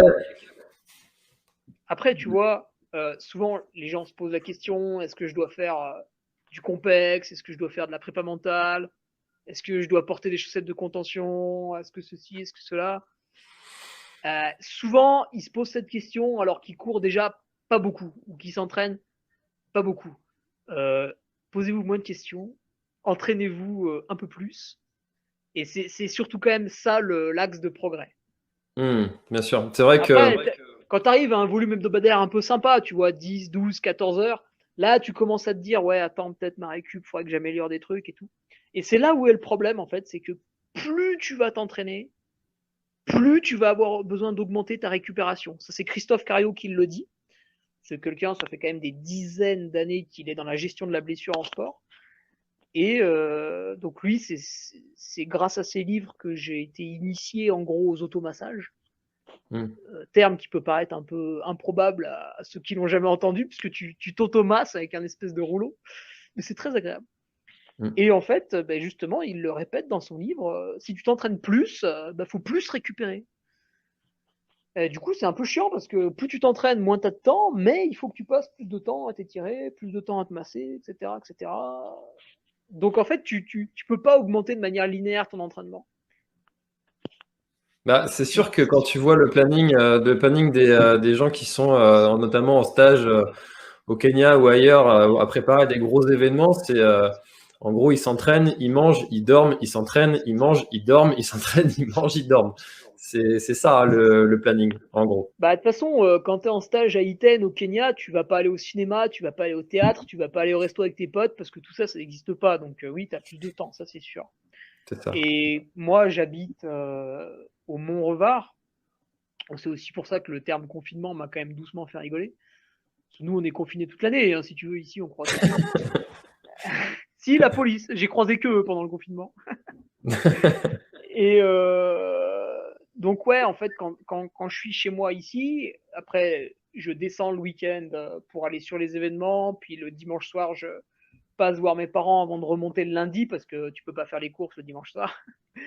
Et du coup, quand tu es ici, 3, 4, 5 jours, tout seul dans ton logement, alors tu vas un peu dehors t'entraîner, tu vas sur l'ordinateur préparer l'événement du week-end, mais globalement, tu es quand même plutôt seul et loin de toute sollicitation. Et déjà, tu sens des effets positifs. Hein. Alors, ça se voit pas sur Strava, hein, cette espèce de calme, de solitude, de presque. Bon, pas ermite non plus, j'ai quand même un voisin. Mais, c'est ça aussi qui t'apporte beaucoup plus dans la récupération. Ouais, c'est vrai que tu es plus focus. Quoi. Tu vois, le soir, une fois que tu as fini de manger, bah, il n'y a rien à faire. Donc finalement, qu'est-ce que tu fais bah, tu vas t'étirer un petit peu, après tu vas lire un bouquin, puis tu vas te coucher, puis finalement, ça va être relativement tôt. Quoi. Donc, c'est aussi en supprimant toutes ces. Tu vois, moi, je ne regarde pas du tout Cyril Hanouna à la télé. Hein. L'autre fois, j'y Comment suis ça? encore. Après, j'aime bien le citer lui, c'est un peu la bête noire. Tu vois. La L'autre fois, je cible facile. discutais avec une personne de ma famille, me disait que voilà, il y avait les anges à regarder, après il y avait ceci, après il y avait cela. Et en fait, il y avait tout un programme télévisuel à respecter qui prenait un masse de temps. Mais dans le trail, quand même, souvent les gens, voilà, ceux qui n'ont pas trop de temps, en fait, généralement, c'est parce qu'ils s'occupent beaucoup de leur famille. Il n'y a pas trop de glandeur chez nous, ça va. Mais chacun peut réfléchir. Il y a beaucoup de choses qu'on peut supprimer dans sa vie. Tu vois, c'est pas parce que je donne des conseils que je suis absolument parfait. Il y a plein de trucs que je fais, c'est des énormes conneries, mais tu vois, tout le monde à son niveau peut supprimer des trucs pour être un peu plus calme, un peu plus tranquille. Tu sais, moi j'aime bien faire des petits sondages comme ça pour prendre un peu la température chez les gens, savoir un peu leurs problèmes, etc. Et souvent, le plus gros problème du trailer, c'est ça, le manque de temps. Ça, c'est souvent. Bon, sauf Après, depuis le confinement. ouais, tu vois, par exemple, des fois je me fais piéger, hein, des fois tu vois, 21h30, tu lis un peu, t'es relax, tu sais que t'as pas grand chose à faire ce soir, t'as déjà tout préparé et tout. Et puis, tu chopes le téléphone, tu vois. Et là, c'est le gros problème, quoi. Tu tombes sur les réseaux sociaux et t'es foutu. Tu vois. Ça, c'est des trucs, tu vois, ça arrive à tout le monde. Hein. Et avant, ce que je faisais, là, je le fais plus. C'est vrai qu'il faudrait peut-être que je recommence à faire ça. Quand j'avais été ingénieur, justement, en 2016, j'étais un nazi, là. J'étais un fou furieux chez moi. À 20h, je coupais le wifi. Et là, je peux D'accord. te dire que c'est terminé derrière. Radical. Ça, c'est une solution hyper radicale et j'ai fait ça pendant un an. Ouais. À un Bon, moment, tu vois, j'avais j'ai mis un arrêté. code sur mon téléphone qui se déclenchait à partir d'une certaine heure pour, enfin, les applications étaient bloquées à Ah ouais, partir d'une j'ai certaine heure. entendu parler. Putain, mais Et je crois qu'on en a parlé ce matin. sauf que bah, c'est moi qui avais le code pour les débloquer. Donc c'était un peu con. Ah oui. Ça fonctionnait pas. Non, mais il y a des trucs plus furieux qui existent dès que tu le lances, en fait, t'as beau faire ce que tu veux, ça ne marche plus. Hmm. Mais Ouais. on a besoin de cette contrainte, tu vois. Tu, de toi-même, tu vas avoir tendance à retomber un peu dans tes travers, dans tes défauts, parce que finalement, la société autour de nous est un peu comme ça. Alors, on vivrait à Katmandou, ce serait pas pareil, mais bon, en France, tu vois, on vit quand même tous plus ou moins dans des un peu villes, tout ça, on a un peu tous les mêmes codes sociaux, et du coup, si tu te mets pas des grosses barrières, ton instinct, il existe plus trop, quoi. Donc, faut remettre un peu de discipline dans tout ça. En parlant de discipline, là j'en ai une bonne parce que là aussi j'ai fait un sondage et je suis calé sur le sujet. Attention. Bonsoir Hugo, pourquoi prononces-tu trail et non trail comme en français ou en anglais? Ah, c'est vrai, ça. Ouais. Ah ouais, c'est vrai que je dis try. Ouais, je dis tout le temps try. Ouais, je sais pas. J'ai pas trop réfléchi. Alors moi Hmm, j'ai fait un sondage sur le sujet ouais, dis-moi. de savoir comment est-ce que les gens prononçaient ce mot. Et donc j'avais mis trail, trail, trail et autres. Et à 68%, C'est les soit. gens ont répondu trail. Ouais, en fait, je pense que c'est le plus simple. Tu vois, le troisième, c'était quoi? Trail. Comment t'as dit le Trail, troisième? Trail. Ouais, tu vois, c'est plus dur à prononcer. Trail, c'est oui. efficace. C'est rapide. Ouais. Trail, ça fait Ça clôture bizarre, le quoi. débat, au moins c'est trail. Voilà. Trail, t'as un peu l'impression que tu vas choper les chèvres et puis que tu vas faire un peu de lait. C'est bizarre, trail. Trail. Ok, bon voilà, sujet clos. J'aimerais bien qu'on parle un peu de ce sujet-là que tu as fait. Pour ceux qui ne le savent pas, que tu as tenté de battre, tu as battu d'ailleurs le record du 24 heures de D+, pendant un court temps, je Ouais. crois que tu l'avais. Hein. Est-ce que tu comptes le refaire? Et déjà, si tu peux nous parler un petit peu de ce record-là. Ouais, bah alors c'est quelque chose de particulièrement intelligent qui consiste à faire le plus de dénivelé en 24 heures. Donc là, bah, si t'es pas trop bête, tu comprends que rapidement il faut faire des allers-retours dans une bosse. Alors, comment tu choisis cette Euh, chose d'ailleurs? Est-ce que tu prends avec gros D+, D+, moyen, ou tu fais plus de distance? Bah, au début, on se posait un peu la question, etc., etc. Et cetera. Et je pense qu'Élise Delannoy a mis tout le monde d'accord, puisque cette athlète féminine qui est très forte, hein, qui faisait. Combien elle a fait à l'UTMB? Je sais plus, je crois qu'elle a fait le top 5. Donc Élise, elle l'a fait sur un terril Oui. bétonné. Attends, comment ça s'appelle déjà? C'est une piste de ski dans le nord, un truc de fou. Ouais, terrible. Ouais. Donc en fait, elle avait une pente qui était raide, mais sans plus. Faudrait lui demander. Je crois qu'on était autour des 15%. Et un terrain ultra propre, quoi. Et une bosse très courte. Et Lise, elle a fait 16 000 et quelques, quoi. Donc vraiment, c'était impressionnant. Mm. Sachant que le meilleur masculin, c'est Aurélien Dunan-Palas, qui est quand même un des meilleurs ultra-trailers, et qui a fait à peine 1000 mètres de plus, quoi. Donc tu vois un peu. Mm. Comme quoi, vraiment, Élise a montré à tout le monde ce que c'était le vrai terrain pour faire le 24 heures des plus.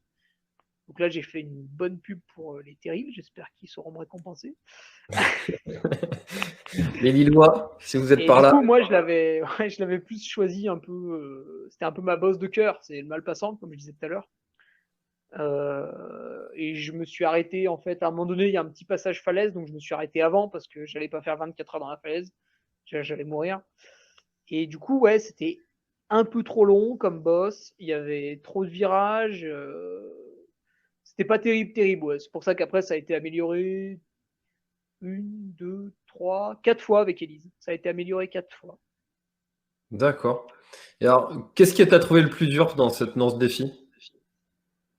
Euh, Au bout de 6 ou 8 heures, donc tu as déjà fait, tu vois, 6 ou 8 heures, tu as déjà fait une bonne sortie, tu es content, Mm. tu vois. Et là, tu te dis, au bout de 6, tu te dis, j'ai fait un quart. Et là, ça te tue. En fait, tant que t'as pas fait la moitié, vraiment, c'est affreux.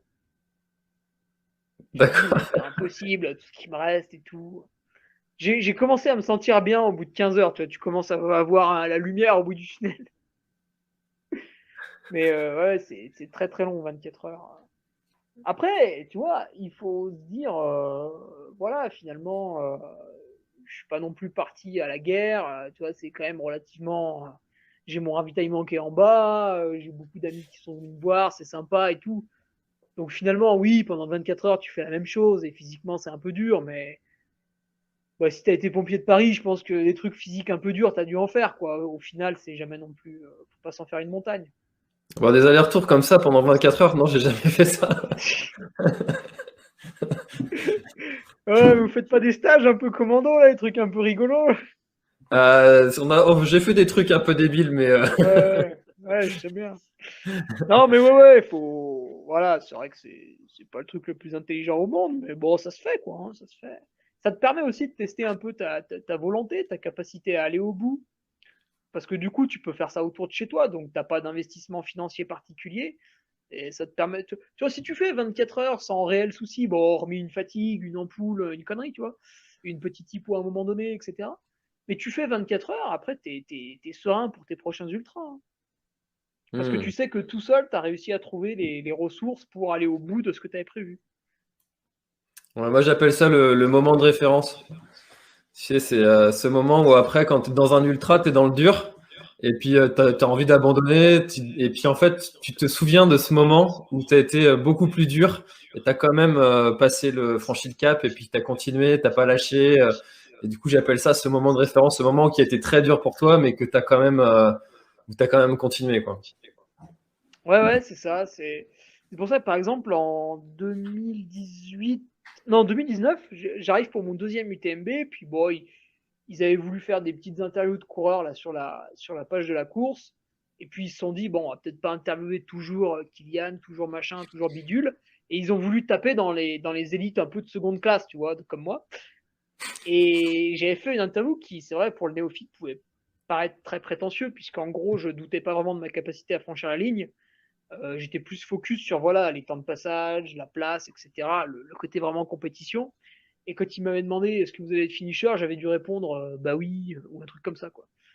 Mais parce que avant, j'en avais bouffé à l'entraînement quoi, tu vois. Hmm. Je savais que tu me mettais 20 heures dans une forêt dehors, bon bah ça allait aller quoi. Hmm. Ouais. D'ailleurs, c'est pas un peu dangereux d'en arriver à ce stade d'assurance. Souvent, c'est quelque chose que je me dis parce que dans mon cas, faire 50 kilomètres, ça va. Je suis sur un parcours en Bretagne, c'est bon, quoi. Je suis à peu près sûr que je vais terminer. Mais des fois, je me dis, il y a des gens, ils ont fait des dizaines de trails comme ça, et un jour, ça ne l'a pas fait. Ils n'avaient pas envie, ils ont mis le clignotant. Et moi, j'ai vraiment pas envie que ce jour-là arrive un jour. Et du coup, je me dis à chaque départ que c'est un nouveau départ et qu'il faut pas avoir trop d'assurance. Toi, tu le vis comment, ça, cette situation? En fait, j'ai tellement préparé la course en amont, en regardant le parcours, en discutant avec des amis, en planifiant les ravitaillements, en ayant un entraînement cohérent pour cet objectif. Alors c'est pour ça que moi, des vrais objectifs, j'en ai 3 dans l'année, pas plus. Hmm. Donc là, c'est vraiment un truc où j'arrive dessus, je pourrais écrire un livre sur la course tellement je l'ai bossé, quoi, tu vois. D'accord. Tellement je connais le parcours, machin, tout. J'apprends même le kilométrage des montées par cœur des fois, etc. Donc en fait, quand j'arrive sur l'événement, si tu veux, je vais un peu avoir tendance à exécuter le plan. Euh, c'est un peu comme ils disent dans le GIGN, cibler, exécuter, cibler, exécuter. Puis après, tu passes à un autre problème à chaque fois. Donc j'ai un peu ça en tête, tu vois. Ok, qu'est-ce qu'il faut que je fasse pour arriver au premier avito? Ça. Quand je suis au premier avito, je passe au deuxième. Qu'est-ce qu'il faut que je fasse? Ça. Et du coup, ça passe assez vite, ça tourne assez vite. Après, il y a quand même des moments où tu es là, voilà, pendant une demi-heure, tu regardes un peu le paysage parce que c'est la montée du col du bonhomme, donc il se passe pas grand-chose. Du coup, ouais, tu t'amuses un peu avec ta frontale, tu regardes où ils sont derrière, etc. Le bénévole en haut avec la lumière et tout. Donc il y a quand même des moments d'évasion, un peu de relâchement, bien sûr, bien sûr, bien sûr. Mais il y a toujours ces tâches à faire, tu vois, pour arriver au prochain vito, etc., qui te permet, de ne pas tomber dans une euphorie. Je pense que quelqu'un, quand il participe, par exemple, pour la première fois à un gros événement, bah, comme on va citer encore l'UTMB, parce que c'est mon expérience, donc je ne vais pas te parler de quelque chose que je connais pas. Mais la première fois que tu y vas, il y a, tu vois, il y a l'euphorie, l'enthousiasme, la découverte. Et ça peut te faire oublier plein de trucs, tu vois. Tu peux arriver à Saint-Gervais au bout de 2h30 de course et te dire merde, j'ai pas mangé, putain le con. Donc faut rester très focus sur son plan. Et une fois qu'on est focus sur son plan, eh ben on a tout le temps de divaguer. Tu vois ce que je veux dire? Une fois que tu as la discipline qui est bien ancrée, tu peux dévier, plaisir, machin, parce qu'à chaque fois, tu vas te rappeler à la bonne heure du bon truc à faire. Donc le reste du temps, tu es libre de tout ça. Donc ça, c'est pas mal, ça m'aide beaucoup. Et après, c'est vrai que des fois, tu peux avoir aussi trop d'assurance. C'est un petit peu peut-être ce que j'avais eu en 2019, où tu as tendance à banaliser un peu le truc. Et voilà, c'est vrai que du coup, j'avais peut-être moins fait attention aux conditions météo que d'autres. Mais bon, c'est quand même un peu dur à dire. Mais c'est vrai que, ouais, encore une fois, il faut trouver un juste milieu entre avoir trop peur de l'événement, parce que tu peux générer un stress qui va être embêtant pour toi, surtout au niveau du ventre. Souvent, ça nous noue l'estomac et on peut plus manger correctement. Là, t'es foutu. Ou être justement trop d'assurance et oublier qu'un ultra, bah, c'est avant tout une gestion de plusieurs points et que si t'en oublies un, t'as une dette t'as une dette que tu vas traîner jusqu'à l'arrivée, quoi. Donc, faut un juste milieu, ouais. Là, je suis content qu'on ait évoqué ce sujet parce que ça encore, c'est un sujet qu'on n'a pas beaucoup traité dans les émissions et cette gestion comme ça d'événements sur la répétition, comme ça, c'est vrai que d'éviter d'arriver. Ça, c'est un truc de prépa mentale, ouais. En fait. Tu vois, moi, je le faisais tout seul déjà, préparer la course. Je regardais beaucoup de vidéos du parcours, j'adore ça. Et en fait, oui, c'est un truc de prépa mentale, d'être focus sur l'événement. Donc, tu vois, un petit truc comme ça, voilà, si vous êtes coureur, vous avez un objectif, et ben le mois avant votre objectif, voilà, regardez où sont les ravitaux, quelles sont les barrières horaires si ça vous intéresse, quel est le matériel obligatoire, regardez votre sac, allez courir avec le sac que vous aurez le jour de l'événement. Voilà, pendant le mois avant la course, faites ce que vous faites d'habitude, mais en pensant à la course. Regardez si le gars de la planète Trail, il n'a pas fait la course avant. Exactement. Au hasard. Il y a Fleur qui veut revenir sur ton activité de speaker. Qu'est-ce qui t'a le plus marqué en tant que speaker? L'arrivée qui t'a le plus marqué? Il y en a une qui te revient en tête souvent quand tu y repenses? Ouais, je sais pas. Qu'est-ce qui m'a. J'ai jamais trop réfléchi, ouais. Moi, j'aime bien tous les événements où je vais, donc c'est dur à dire. Puis ils sont tous différents. Alors, tu vois, en classer un au-dessus des autres, ce serait quand même dur. Après, je pourrais te citer un souvenir qui me revient vite, quoi, disons. Un truc qui avait été sympa, c'était le sprint entre Patrick Bringer et Benoît Cory au Trail du Sancy 2019. Là, il y avait eu une incertitude, et en fait, globalement, tous les spectateurs connaissaient Patrick Bringer au Sancy et savaient que voilà, c'est quelqu'un qui aime bien la confrontation. Donc, si tu veux arriver avec Benoît Cory, on savait qu'il allait essayer de la lui faire à l'envers. Tu vois, il allait faire le sprint un peu loin, etc. Mais on voyait le vieux briscard qui allait le fumer au sprint, un truc comme ça. Et en fait, il s'est passé l'inverse. Donc, il y avait la surprise et tout, l'émotion. Puis, c'est quand même beau de voir un vrai sprint à l'arrivée. Tu vois. Il y a eu ce côté arrivée d'étape vélo, tu vois, avec vraiment un sprint. Puis, il l'a dépassé dans les 3 derniers mètres. Hein, donc, c'était. Donc là, ouais, il y avait le public sous tension. Alors moi, j'ai crié tout ce que je pouvais. Après, j'avais mal à la gorge et tout. Ça Ludo, il m'a dit, il fallait pas trop le faire. Mais ouais, ça, c'était un bon souvenir. Après, il y en a d'autres. Ouais, des fois, t'en as un qui passe la ligne d'arrivée. Puis tu sais, c'est peut-être le 50e ou le 100e coureur.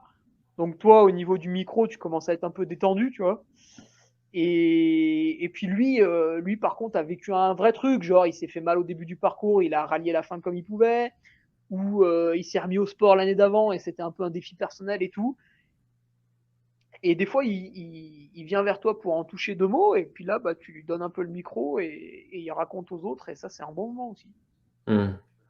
C'est vrai que plusieurs fois, tu vois, c'est dur d'en citer un.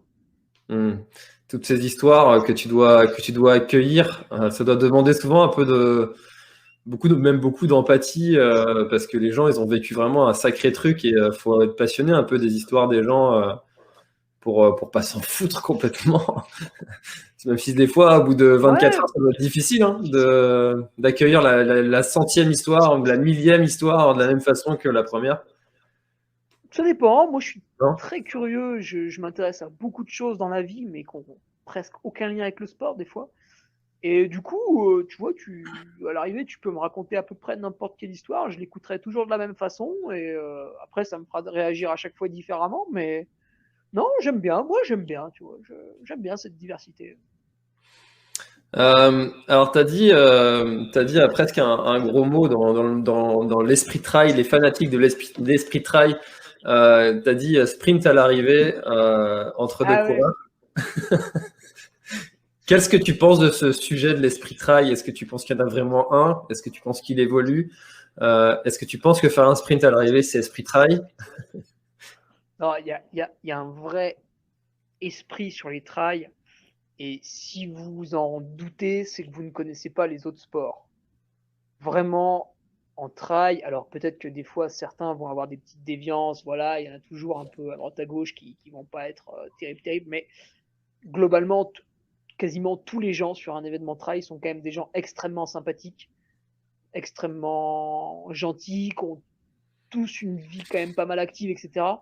Et dans d'autres sports qui sont quand même beaucoup plus axés compétition, il y a énormément de regards en coin, de médisance, de bruit de couloir. Ça n'a vraiment rien à voir. J'ai pratiqué le vélo en compétition, mais pas seulement, d'autres sports, un peu de gymnase, un peu d'intérieur, plus jeune et tout. Et quand même, à chaque fois, les souvenirs du trail sont complètement différents. On a quand même vraiment l'impression d'être dans un truc très cool sur chaque événement.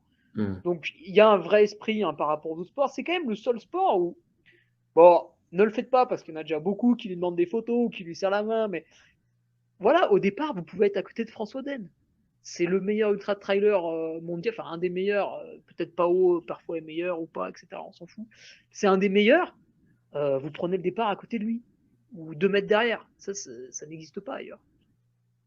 Donc c'est quand même génial. Puis bon, tous les gars qui sont devant, tu vois, en trail, ou les filles sont quand même des gens relativement abordables. Si tu vas discuter avec eux, tu peux leur poser une question et ils vont toujours te répondre, etc. Il y a des sports, tu vois, Neymar, jamais tu l'approches, hein, ça c'est sûr. Et dans plein d'autres sports, pareil, tu vas jamais approcher ceux qui sont dans les premiers, c'est pas possible. Et en trail, ouais, tu peux discuter avec eux. Il y en a qui répondent plus ou moins sur les réseaux sociaux. Tu vois, ils ont quand même tous un caractère relativement sociable. Et après, pour cette arrivée main dans la main, je dirais il y a 2 arrivées main dans la main. Comme le chasseur et le mauvais chasseur. Le bon et le mauvais. Il y a la bonne arrivée main dans la main. Quand t'es pas trop premier, que t'as vécu un ultra un peu difficile, ou une course un peu difficile, puis le collègue t'a aidé, ou toi t'as aidé le collègue et tout. Voilà, souvent ça arrive, hein, t'en as, ils passent l'arrivée, ils sont 2 main dans la main, ouais, génial, machin et tout, parce que voilà, ils ont vécu un truc, ils ont eu des problèmes que tu sais peut-être pas, etc. Ils se sont serrés les coudes et ils passent l'arrivée main dans la main. Après, sur le premier, tu vois, c'est un peu plus dérangeant. Pourquoi le premier, il passe main dans la main? Tu vois, quand même, le premier, il n'est pas là pour être finisher, donc il est quand même là. Ah, les premiers sont quand même là pour un aspect compétition, donc si t'as pas pu te départager pendant, tu tentes un petit sprint à la fin, tu vois. Donc le premier, je dirais que quand même, c'est un peu plus. Après, sur une petite course, ça peut être sympa. Mettons, t'as 2 ou 3 coureurs très forts au départ, mais sur un petit trail local, tu vois, qui paye pas de mine comme ça. 2 champions sont venus un peu en préparation, on va dire. Et ils font la course, voilà, à des moments ils se lâchent un peu, il y en a un qui est devant l'autre, etc. Puis au final ils se retrouvent un peu, bah, c'est le petit trail régional, c'est la bonne ambiance, on passe main dans la main, tu vois. Après, sur une course un peu plus renommée, sur un truc un peu championnat, etc. Là, on n'est plus trop dans le même état d'esprit, puisqu'on est plus sur un trail régional, bon enfant, on est sur un truc un peu plus compétition, qu'on a un peu plus préparé. Là, on a envie de battre l'autre, on a envie de le battre au sprint. Moi, globalement, sur une ligne de départ, tous les athlètes un peu costauds à côté, je les connais, soit parce que je discute avec eux, soit parce que je m'entraîne avec eux, soit parce que je les ai déjà eus au micro à l'arrivée. Donc, si je suis amené à. Tu vois, par exemple, au Trail du Ventoux, j'ai fini dans les 30 premiers. Je ne gagne pas le Trail du Ventoux, je n'ai pas les capacités. Je finis dans les 30 premiers. J'arrive avec Alvin Lair, qui est un bon espoir. Je lui ai mis un sprint de bâtard. J'étais pas très bien, il m'a rattrapé. Je lui ai laissé croire qu'il était mieux. Je me suis mis derrière.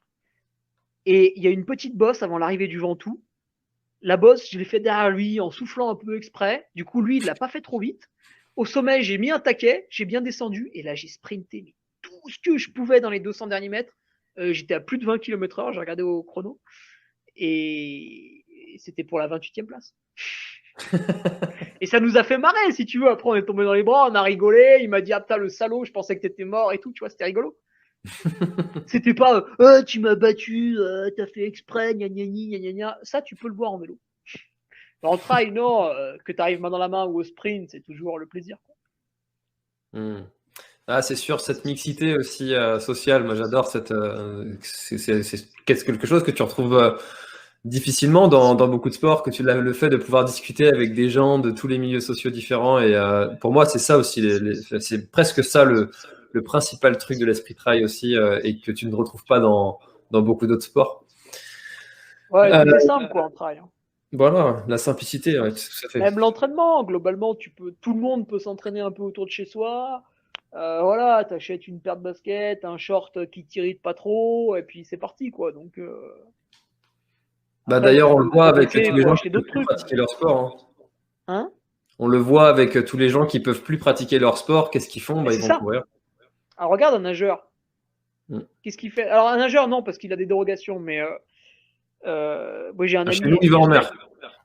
Ouais. J'ai un ami qui est triathlète, et si tu veux, il a pas accès à la petite dérogation au niveau, donc il peut pas aller à la piscine. Ça fait 1 an. Il a été triathlète parce qu'il était bon en course à pied et en vélo, donc la natation était son point faible.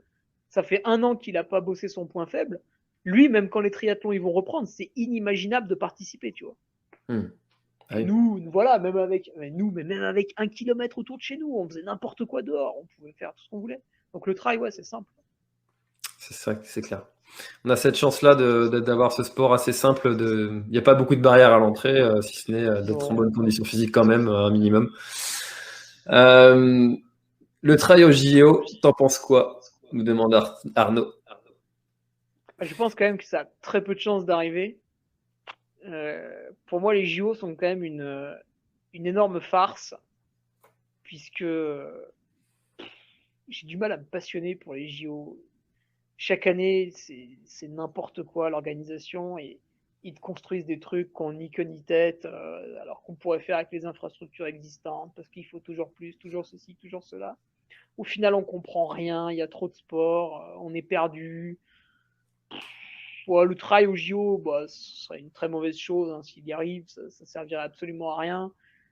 C'est pas du tout télévisuel, ça ferait chier tout le monde, personne regarderait. Déjà, le vélo, c'est plutôt joli et sympa à voir, et en fait, il y a vraiment que les passionnés qui regardent. Donc, du trail où les gens vont tout doucement, ouais, ce serait quand même très dur. Ou alors, tu fais un trail sur circuit, bah alors là, c'est pas foufou.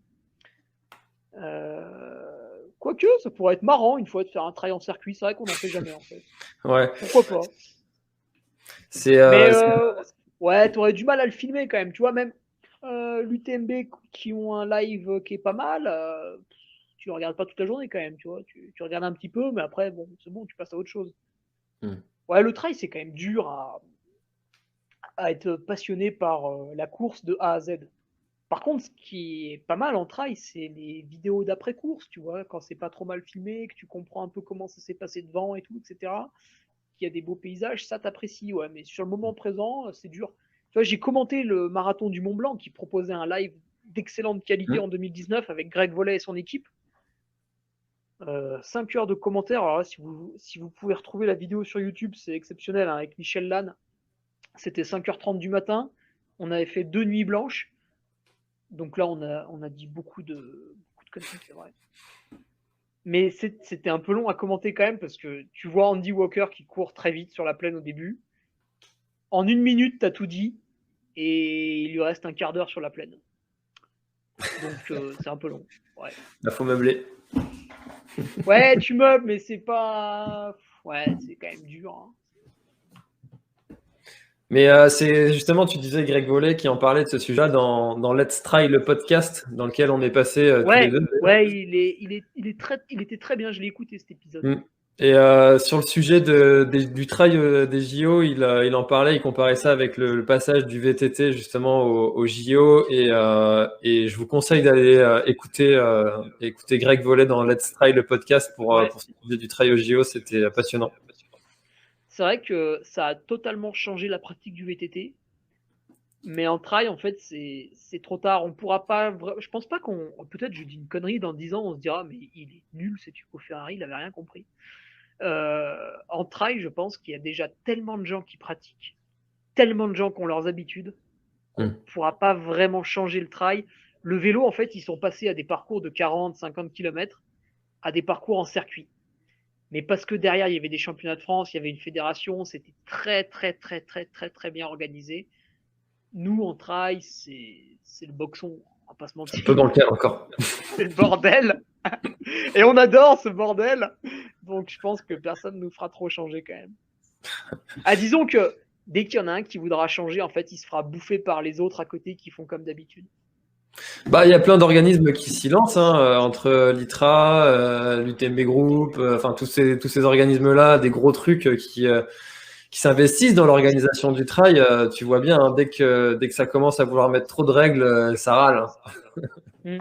Ouais, alors après, tu vois, l'UTMB Group, alors c'est un peu comme la Maxi Race, en gros, c'est une franchise, Mm. mais une franchise qui est beaucoup plus saine que McDonald's, je vous rassure tout de suite. Ils organisent des courses dans des lieux un peu paumés, un peu perdus, Ushuaia, la Thaïlande, la Chine, je sais pas quoi. La Maxi Race, tu peux aller sur des îles, sur des trucs, des machins. Et Maxi Race Équateur, Maxi Race South Africa. Je pense que c'est pas mal. Enfin, en tout cas, moi, ça m'intéresse sur un point, c'est que ça te permet d'aller faire une course dans un pays un peu bizarre quand même. Et tu sais que tu vas retrouver des choses relativement sécuritaires. Mm. Tu sais que tu vas retrouver un balisage que tu connais, tu sais que tu vas pas être perdu sur le village départ, etc. Tu vas comprendre. Tu vois, moi, par exemple, si tu m'envoies faire un ultra trail en Chine, j'ai peur. Je sais pas où je vais, c'est grand, je connais pas la course, comment ça va se passer, est-ce que je vais me faire agresser pendant la course, j'en sais rien. Alors que si c'est organisé par UTMB Group ou je sais pas quel nom ça, etc. Je suis rassuré quelque part. Mm. Je me dis, c'est quelque chose que je connais. Alors, je suis pas en train de partir en vacances avec des potes, mais voilà, c'est quelque chose que je connais. S'il l'organise, c'est que ça marche, etc. Donc, voilà, je peux payer mon billet d'avion. Je suis moins craintif, quoi. Pareil Ouais, il y a avec un les petit événements tampon qui est assez de la rassurant Maxi quand même. Race. Il y a ce petit côté rassurant. Ouais. Je suis pas non plus un grand aventurier. Ah, tu vois, Alors, UTMB Oman. oui, Moi, aller Oman, j'ai un peu peur, tu vois. Alors que jamais j'y vais. UTMB Oman, tu sais, quand tu descends de l'avion, voilà, tu vas aller dans l'hôtel qui va bien, tu vas avoir le transport, etc. Tu vas être pris en charge, ça va bien se passer. Mm. Pareil, le marathon des sables. Moi, naturellement, je vais pas aller courir dans le désert. J'aurais peur d'à peu près tout. Là, bon, tu es sur une organisation un peu rassurante, donc c'est pas mal. Ouais. C'est un type de course qui t'intéresserait d'aller faire? Non. Non, mais j'avais prévu d'y aller quand même parce qu'il faut pas mourir idiot. D'accord. Ah, Attention, cette moi, phrase peut vous amener très loin. il paraît que c'est une sacrée aventure quand même, cette histoire de marathon des sables. Ouais, ouais, on m'a raconté que c'était pas mal. Alors là, du coup, il est décalé, il peut pas avoir lieu. Mm. Je ne sais pas. Alors moi, je ne pouvais pas reporter mon dossard en octobre. Je ne sais pas s'il pourra se reporter sur les prochaines années. Il faudra que je regarde. Mais si c'est le cas, cette fois, je m'organiserai mieux pour le faire en équipe. Là, j'allais le faire tout seul. On m'a dit que c'est quand même vraiment mieux en équipe. D'accord, ok, intéressant. Alors, il y a Guillaume qui demande Salut le Duc, raconte-nous ton histoire avec la marque Altra, tes coups de cœur. Tes coups de cœur, ouais. Ah, c'est une très vieille histoire.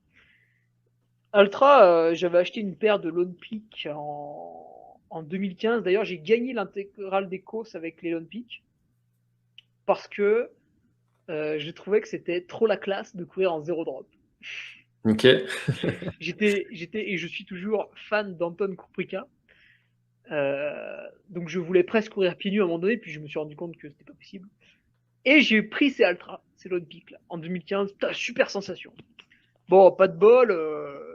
vu que j'ai gagné l'intégrale des courses devant un athlète du team Adidas, j'ai un peu été repéré par Olivier Guy qui s'occupait du team Adidas à cette époque-là. Et on a démarré une aventure avec Adidas. Et c'était vraiment sympa.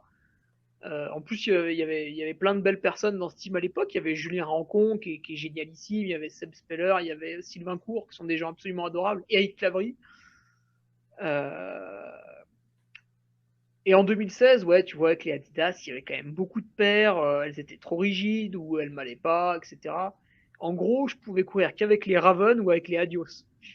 Ok. Et vu que j'avais pas reçu ma paire de Raven avant la TDS, j'ai pris le départ en Adios. Ok. Qui est une chaussure recommandée pour le marathon, pour ceux qui ne connaissent pas la gamme. Génial. Bon, après, Adidas, ça s'était arrêté en 2016, c'est dommage. Bon, c'est un grand groupe, donc ils prennent des décisions aussi intelligentes que le gouvernement français pour son peuple, et du coup, ils avaient décidé d'arrêter le Team Trail. C'est des gens qui décident qu'on n'a jamais vu, jamais connu. Bon. Et Olivier Guy était très triste, hein, comme nous tous, bien sûr. Donc, fin de l'aventure, et je démarre 2017 un peu avec ma bite et mon couteau, quoi, tu vois. Et je me dis, bah tiens, je vais reprendre les Altra, que j'aimais bien. Puis je me dis, ouais, quand même, j'ai fait 4e de la TDS, ça mérite quelque chose. Et j'appelle du coup celui qui gérait Altra France à cette époque-là, c'était Romuald Brun. Et je lui dis, oui, bonjour monsieur Brun. Il me dit, non, mais appelle-moi Romuald. Je lui dis, bah j'ai fait 4e là, à la TDS, et cette année, je passe pas de contrat, rien du tout. Moi, j'aimerais courir en Altra. Après, voilà, là, je suis plus salarié, je me lance dans la vie en tant qu'auto-entrepreneur, je suis pas spécialement riche. Est-ce qu'il y aurait moyen d'avoir un petit sponsoring? Et il m'a dit, bah ouais, quand t'as besoin, je t'envoie des paires. Après, moi, je suis quelqu'un de relativement peu consumériste, donc je crois que j'ai dû en demander 5 dans l'année 2017. Et depuis 2017, bah, ça dure. Et ce que j'aime bien, c'est que c'est toujours resté un climat très familial. Donc là, c'est Sherwin Assadan qui a repris. Sherwin qui est passé dans le Let's Try podcast aussi. Oui. C'est lui qui gère Altra. Très sympa, Sherwin. Très, très sympa. C'est vraiment le gars qui va se décarcasser pour toi. En 2019, j'avais eu un problème avec une paire avant l'UTMB. C'était ma paire de secours, tu sais, que mon assistance me propose sur les 3 ravitaillements. Donc c'était pas capital. Mais Sherwin a quand même fait l'aller-retour pour me les amener chez moi parce qu'il avait peur que me les envoyer, ça marcherait pas. Ah oui. Il avait peur que je les refasse pas. Ouais, garçon vraiment très très adorable. Et du coup, ouais, Altra, t'as gardé ce contexte familial. Chaque année, il se structure un petit peu plus. Donc en 2020, on a fait un Team France pour discerner les athlètes des ambassadeurs. Donc t'as le Team Red, c'est les ambassadeurs. Le Team France, c'est les athlètes entre guillemets élites. Donc Jérémy Marin, Renaud Rouanet, il y avait moi, Aubin, bon là j'en oublie parce que je suis fatigué, mais on était 5 ou 6, il y a Kevin Vermeulen. Et après tu as le Team Europe, qui est juste au-dessus. Et ça ressemble un peu à Oka du coup au niveau structure. Donc c'est sympa, moi je trouvais, j'aime bien, quand c'est un peu carré comme ça. Puis chaque année les chaussures elles évoluent en bien. Ça c'est rare des fois chez certaines marques. Et chaque année ils prennent, alors je sais pas s'ils prennent en compte mes remarques, mais tu vois là sur la Lone Peak 4 et 4.5, il y avait le mesh, il se défaisait à un endroit, à chaque fois c'était pareil. C'était pas très gênant, mais putain, la chaussure s'abîmait un poil plus vite quand même. Et là, Lone Peak 5, nickel. Ils ont mis une espèce de petite coque à cet endroit-là, c'est impeccable. Donc une histoire qui dure, ouais, puis cette année on va faire un projet sympa avec Altra. Mais je ne peux pas vous en dire plus parce qu'ils sont en train d'étudier ma proposition. Je vais quand même donner un indice. Cette carte englobe Chambéry et Chamonix. Je ne vous en dirai pas plus. Voilà, ça va être. Très belle carte d'ailleurs. S'ils font ce que j'ai dit, ça va être génial. Ok. Mais c'est vrai que cette marque, elle est assez fascinante parce que ils ont réussi. Alors, je sais pas si c'est volontaire ou si c'est quelque chose qui leur est un petit peu tombé dessus, mais c'est à créer vraiment une vraie des fans en fait. Il y a des gens qui sont, il y a des pros ultra quoi, et puis ils vont aller défendre la marque corps et âme, aller au front pour présenter les produits. C'est vraiment, c'est chouette pour eux en tout cas. C'est une marque en fait qui est fidèle à son ADN, donc c'est facile à défendre. Et ça, c'est le cas de tous mes sponsors. Moi, tous mes sponsors, tu peux pas les critiquer. C'est des gens qui sont droits dans leurs bottes. Et Altra, c'est pareil. Altra, depuis le début, ils t'ont dit, nous, on fait du zéro drop. Et t'as des clients, des fois, qui disent, ah, moi, le zéro drop, machin, tout. Ils prennent pas en compte. C'est zéro drop, point barre. Après, là où c'est pas non plus des psychorigides, c'est que, ok, Altra, ils vont te prôner un minimalisme, voilà, ils vont t'aider à aller vers une pratique de la course à pied un peu plus libre si on lit le livre de Soralberg. Euh, mais il y aura toujours des modèles un peu plus gros, avec un peu plus de confort. Donc en trail, tu as la supérieure, un peu au-dessus, tu as la Lone Peak, après tu as la Timp, et puis tu as la Olympus. Donc ça permet aussi à tous les gabarits de s'exprimer, parce que un coureur qui est un peu grand, un peu lourd, lui, tu lui mets une chaussure fine, il va se casser en deux. Quoi. Donc il faut un peu de tout. C'est pour ça qu'Altra, ouais, les gens aiment bien. Il y a le petit côté américain, tu vois, qui fait plaisir aussi. Sympa. C'est clair. Alors, je viens de regarder le chrono. Je l'avais pas encore regardé depuis le début. Ouais, je m'endors là. Je suis halluciné. Il est T'as vu, ça 1h44. passe tout seul. Hein. Et quand tu veux, les 24 heures. Hein. Tranquille. Hein. Sans forcer. Pourtant, j'étais prévenu. Hein. Pourtant, j'étais prévenu. J'ai pas vu le temps. Franchement, je suis halluciné. J'ai pas vu le temps passer. Et il y a des gens, leur femme a dû leur dire, tu viens t'occuper de machin. Mais même la mienne, elle doit halluciner. Elle doit se demander qu'est-ce que je suis en train de faire là. Oh, elle allait se coucher. Bon, du coup, va bien falloir clôturer un moment ou un autre. On en fait une Oui, petite dernière. on fera ce 24 heures, ce 24 heures live. Alors, est-ce que tu veux une dernière un peu piquante ou une dernière un peu classique? J'ai de Ce tout. que tu veux. Ce qui te fait plaisir, François. J'ai abusé de ton temps, alors ce qui te fait plaisir. Allez, on va Et je me partir. doute que t'as de tout. Hein. Ouais, j'ai de tout. J'en ai certaines que j'affiche pas pour pas faire de la pub à ces gens-là d'ailleurs. En lisant les commentaires, vous comprendrez assez facilement de qui je vais parler. Allez, celle-là. Comment vois-tu le trail dans 10 ans, pratique pro séparée des amateurs? Ah, j'aime pas trop ça. Non, là, on va y répondre. On a dit une dernière.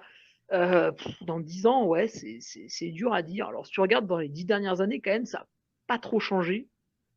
Donc, pourquoi ça changerait beaucoup? Je suis pas certain. Pratique pro, très franchement, le pro en trail, il est rarissime. Hein.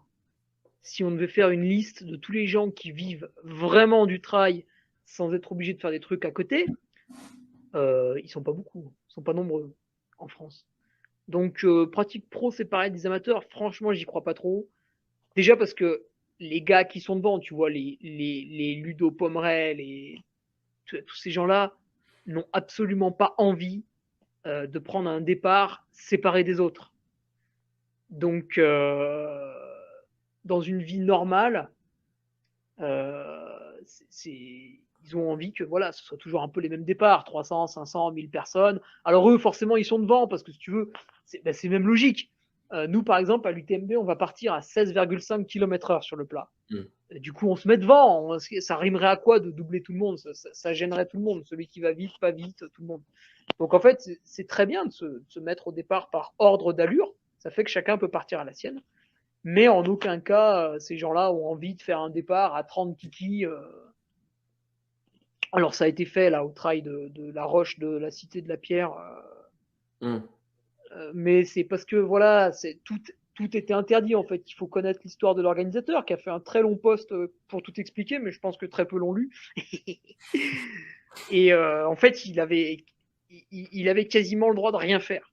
Et c'était ça ou rien. Donc, lui, il a préféré quand même faire un événement pour essayer de donner un peu de dynamisme à tout le monde. Malheureusement, la semaine d'après, le président de la République a stoppé ce dynamisme. Mais bon, c'était sans penser à mal. Et je lui avais dit, simplement pour clôturer là-dessus à l'organisateur, je lui avais dit pour t'éviter toute critique, ce que tu aurais dû faire, c'est ok, tu fais courir tes 20 coureurs là sur le trail de 30 bornes, Mais tu aurais dû négocier à tout prix la possibilité de mettre 10 amateurs pris au hasard, tu vois. Ouais. Et là, comme ça, pas de jaloux, tout le monde est là, et voilà. Et franchement, c'est pas 10 mecs de plus qu'elle allait t'amener un cluster ou je sais pas quoi. Mais non, non, enfin, je pense que ce n'est pas du tout la volonté des entre guillemets pros, mais qui encore une fois sont très rares, de se retrouver séparés des autres, parce qu'au final, en fait, ce qu'on aime, c'est l'intégralité de l'événement, et ça passe par un gros peloton, ça, on aime ça. Hein.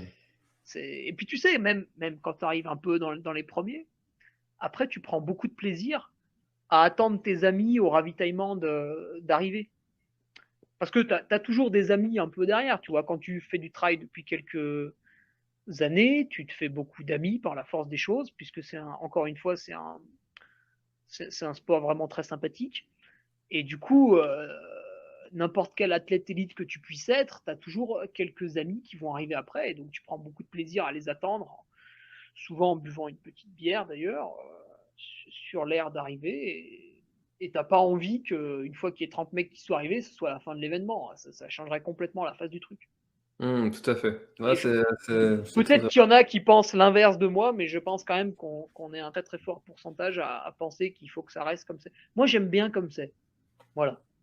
d'accord. Ok. Bon, j'en mets une dernière qui va être très courte. C'est Fred qui est Bousseau qui est dans les commentaires Ah, il est chaud, lui. qui nous dit balance un peu Hugo Ferrari. Alors, je sais pas ce qu'il mais Putain. voilà. Moi, j'ai des dossiers sur tout le monde. Je peux balancer n'importe qui, n'importe quand. Donc, un message aux auditeurs, ne me faites pas de crasse. J'en sais plus sur vous que ce que vous pensez. Parce que quand vous courez, votre femme me raconte ce que vous faites. Alors attention, je sais tout. Non, c'est vrai, souvent quand tu t'ennuies un peu parce que les arrivées de course, des fois, tu as des coureurs toutes les 10 minutes ou des trucs comme ça, tu discutes un peu avec les gens qui leur font l'assistance ou qui sont venus les voir à l'arrivée.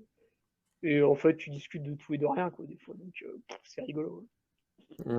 C'est clair. Ça fait un beau message de fin du coup. Où est-ce qu'on peut retrouver l'ensemble des contenus que tu partages? Ah, l'instant pub, je Voilà. l'attendais. Mais là, Voilà, au ça bout de 2 heures, balance. il n'y a plus personne, là. Ça va faire une pub de Tu merde. rigoles, tu veux que je te dise combien on est là? On est combien, là? Là, il y a 283 personnes en live au moment où je regarde les chiffres. On est monté à 357. Ah, eh Et du ben, coup, c'est toi qui as le record du nombre de personnes en live. Bravo. abonnez-vous tous à Patreon. Voilà. Si vous êtes 350 à vous abonner à Patreon, là, je viens faire speaker en cheval. On va faire des trucs de fou après. Non, plus sérieusement, c'est vrai que en ce moment, je fais beaucoup la pub et la promotion de mon Patreon, déjà parce que vraiment, je m'implique à fond dedans. Et c'est ça qui m'a permis euh, de ne pas m'inquiéter de la reprise des événements. Je sais que quand ils reprendront, je pourrais reprendre le micro, parce que ce revenu financier, en fait, qui vient globalement des gens, mais si personne se désabonne, c'est qu'ils sont très contents d'être là aussi. Hein, je les chouchoute, hein, quand même. Forum privé, quelques petits codes promo de mes partenaires, du contenu le lundi, le vendredi de plus ou moins bonne qualité. Enfin, je me casse bien le cul quand même à essayer de faire un truc vraiment qui me plairait à moi et donc qui plaît aux autres. Intéressant. Et c'est grâce à ça que je peux. Voilà, je suis pas obligé. À un moment donné, je me suis posé la question en mai dernier, avant que ça s'augmente justement, je me suis posé la question est-ce que je suis pas obligé de reprendre un job de salarié en attendant la reprise des événements? Et après, on sait très bien que quand tu perds l'habitude, tu vois, tu commences à reprendre un job de salarié, puis finalement ta vie elle change un petit peu, etc., etc. Puis tu redeviens plus speaker, tu vois, c'est des choses qui peuvent arriver. Et ben, grâce à ce soutien, grâce à cette communauté où, voilà, tu vois, moi je vais aussi de temps en temps aller mettre un petit coup de main, organiser un petit truc avec eux. Et ben, c'est aussi grâce à ça que quand les événements reprendront, moi je pourrais proposer les mêmes devis qu'avant aux organisateurs, sans augmentation, sans ceci, sans cela. Voilà, des copies conformes et pour justement reprendre vraiment là où on s'était arrêté, sans aucun changement. Ok. Donc, Patreon. Eh Voilà. ben, Et puis écoute, développer des trucs de fou, quoi. Le e-book va être une tuerie, hein. Il arrive dans une semaine ou deux, c'est une tuerie. Ok, super. Eh ben écoute, je mettrai le lien dans la description pour tous ceux que ça intéresse d'aller en savoir plus sur la Ducarmi. Ouais, ouais, c'est des. Franchement, il y a des bons dingues. Il y a Bon, vraiment des bons lutins. super. En fait, je suis loin d'être le pire, hein, là-dedans. Sur Euh, le club Strava, je suis rarement premier, hein. Très rarement. En termes de quoi? De nombre de kilomètres parcourus? Ouais, ouais, même d'heures ou de dénivelé, hein, je suis très souvent battu. Sur le dénivelé, je suis quand même souvent le premier. Mais en termes de kilomètres, il y a des gros, gros, gros marteaux. Ok, et ben écoute, je mettrai encore une fois tout ça dans la description et pour tous ceux qui s'intéressent d'en savoir plus. Et la dernière question, Hugo, Ouais, rapide, ouais. est traditionnelle. Ah, Qu'est-ce qu'on vas-y. peut te souhaiter pour cette année 2021? Tu peux répondre ce que tu veux, pas forcément obligé d'être en lien avec le trail. Qu'est-ce qu'on peut te souhaiter pour cette année 2021? Oh, bah, on va placer un peu d'égoïsme là-dedans. Moi, j'aimerais bien que l'UTMB ait lieu. C'est franchement, Moi ça m'a aussi. manqué l'an passé. Non, après, qu'est-ce qu'on peut me souhaiter 2021, j'ai pas trop de trucs. Ouais, j'attends beaucoup de 2022 sur des situations personnelles qui devraient être sympas. Donc 2021, c'est un peu stand-by, se préparer pour l'avenir. Mais ouais, je cracherai pas sur un petit UTMB, tu vois.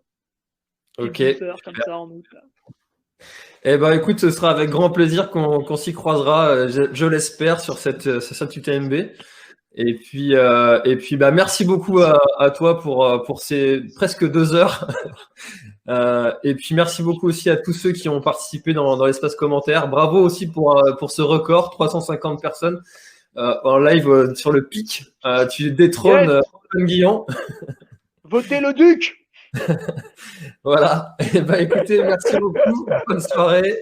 Putain, j'ai fumé Guillon.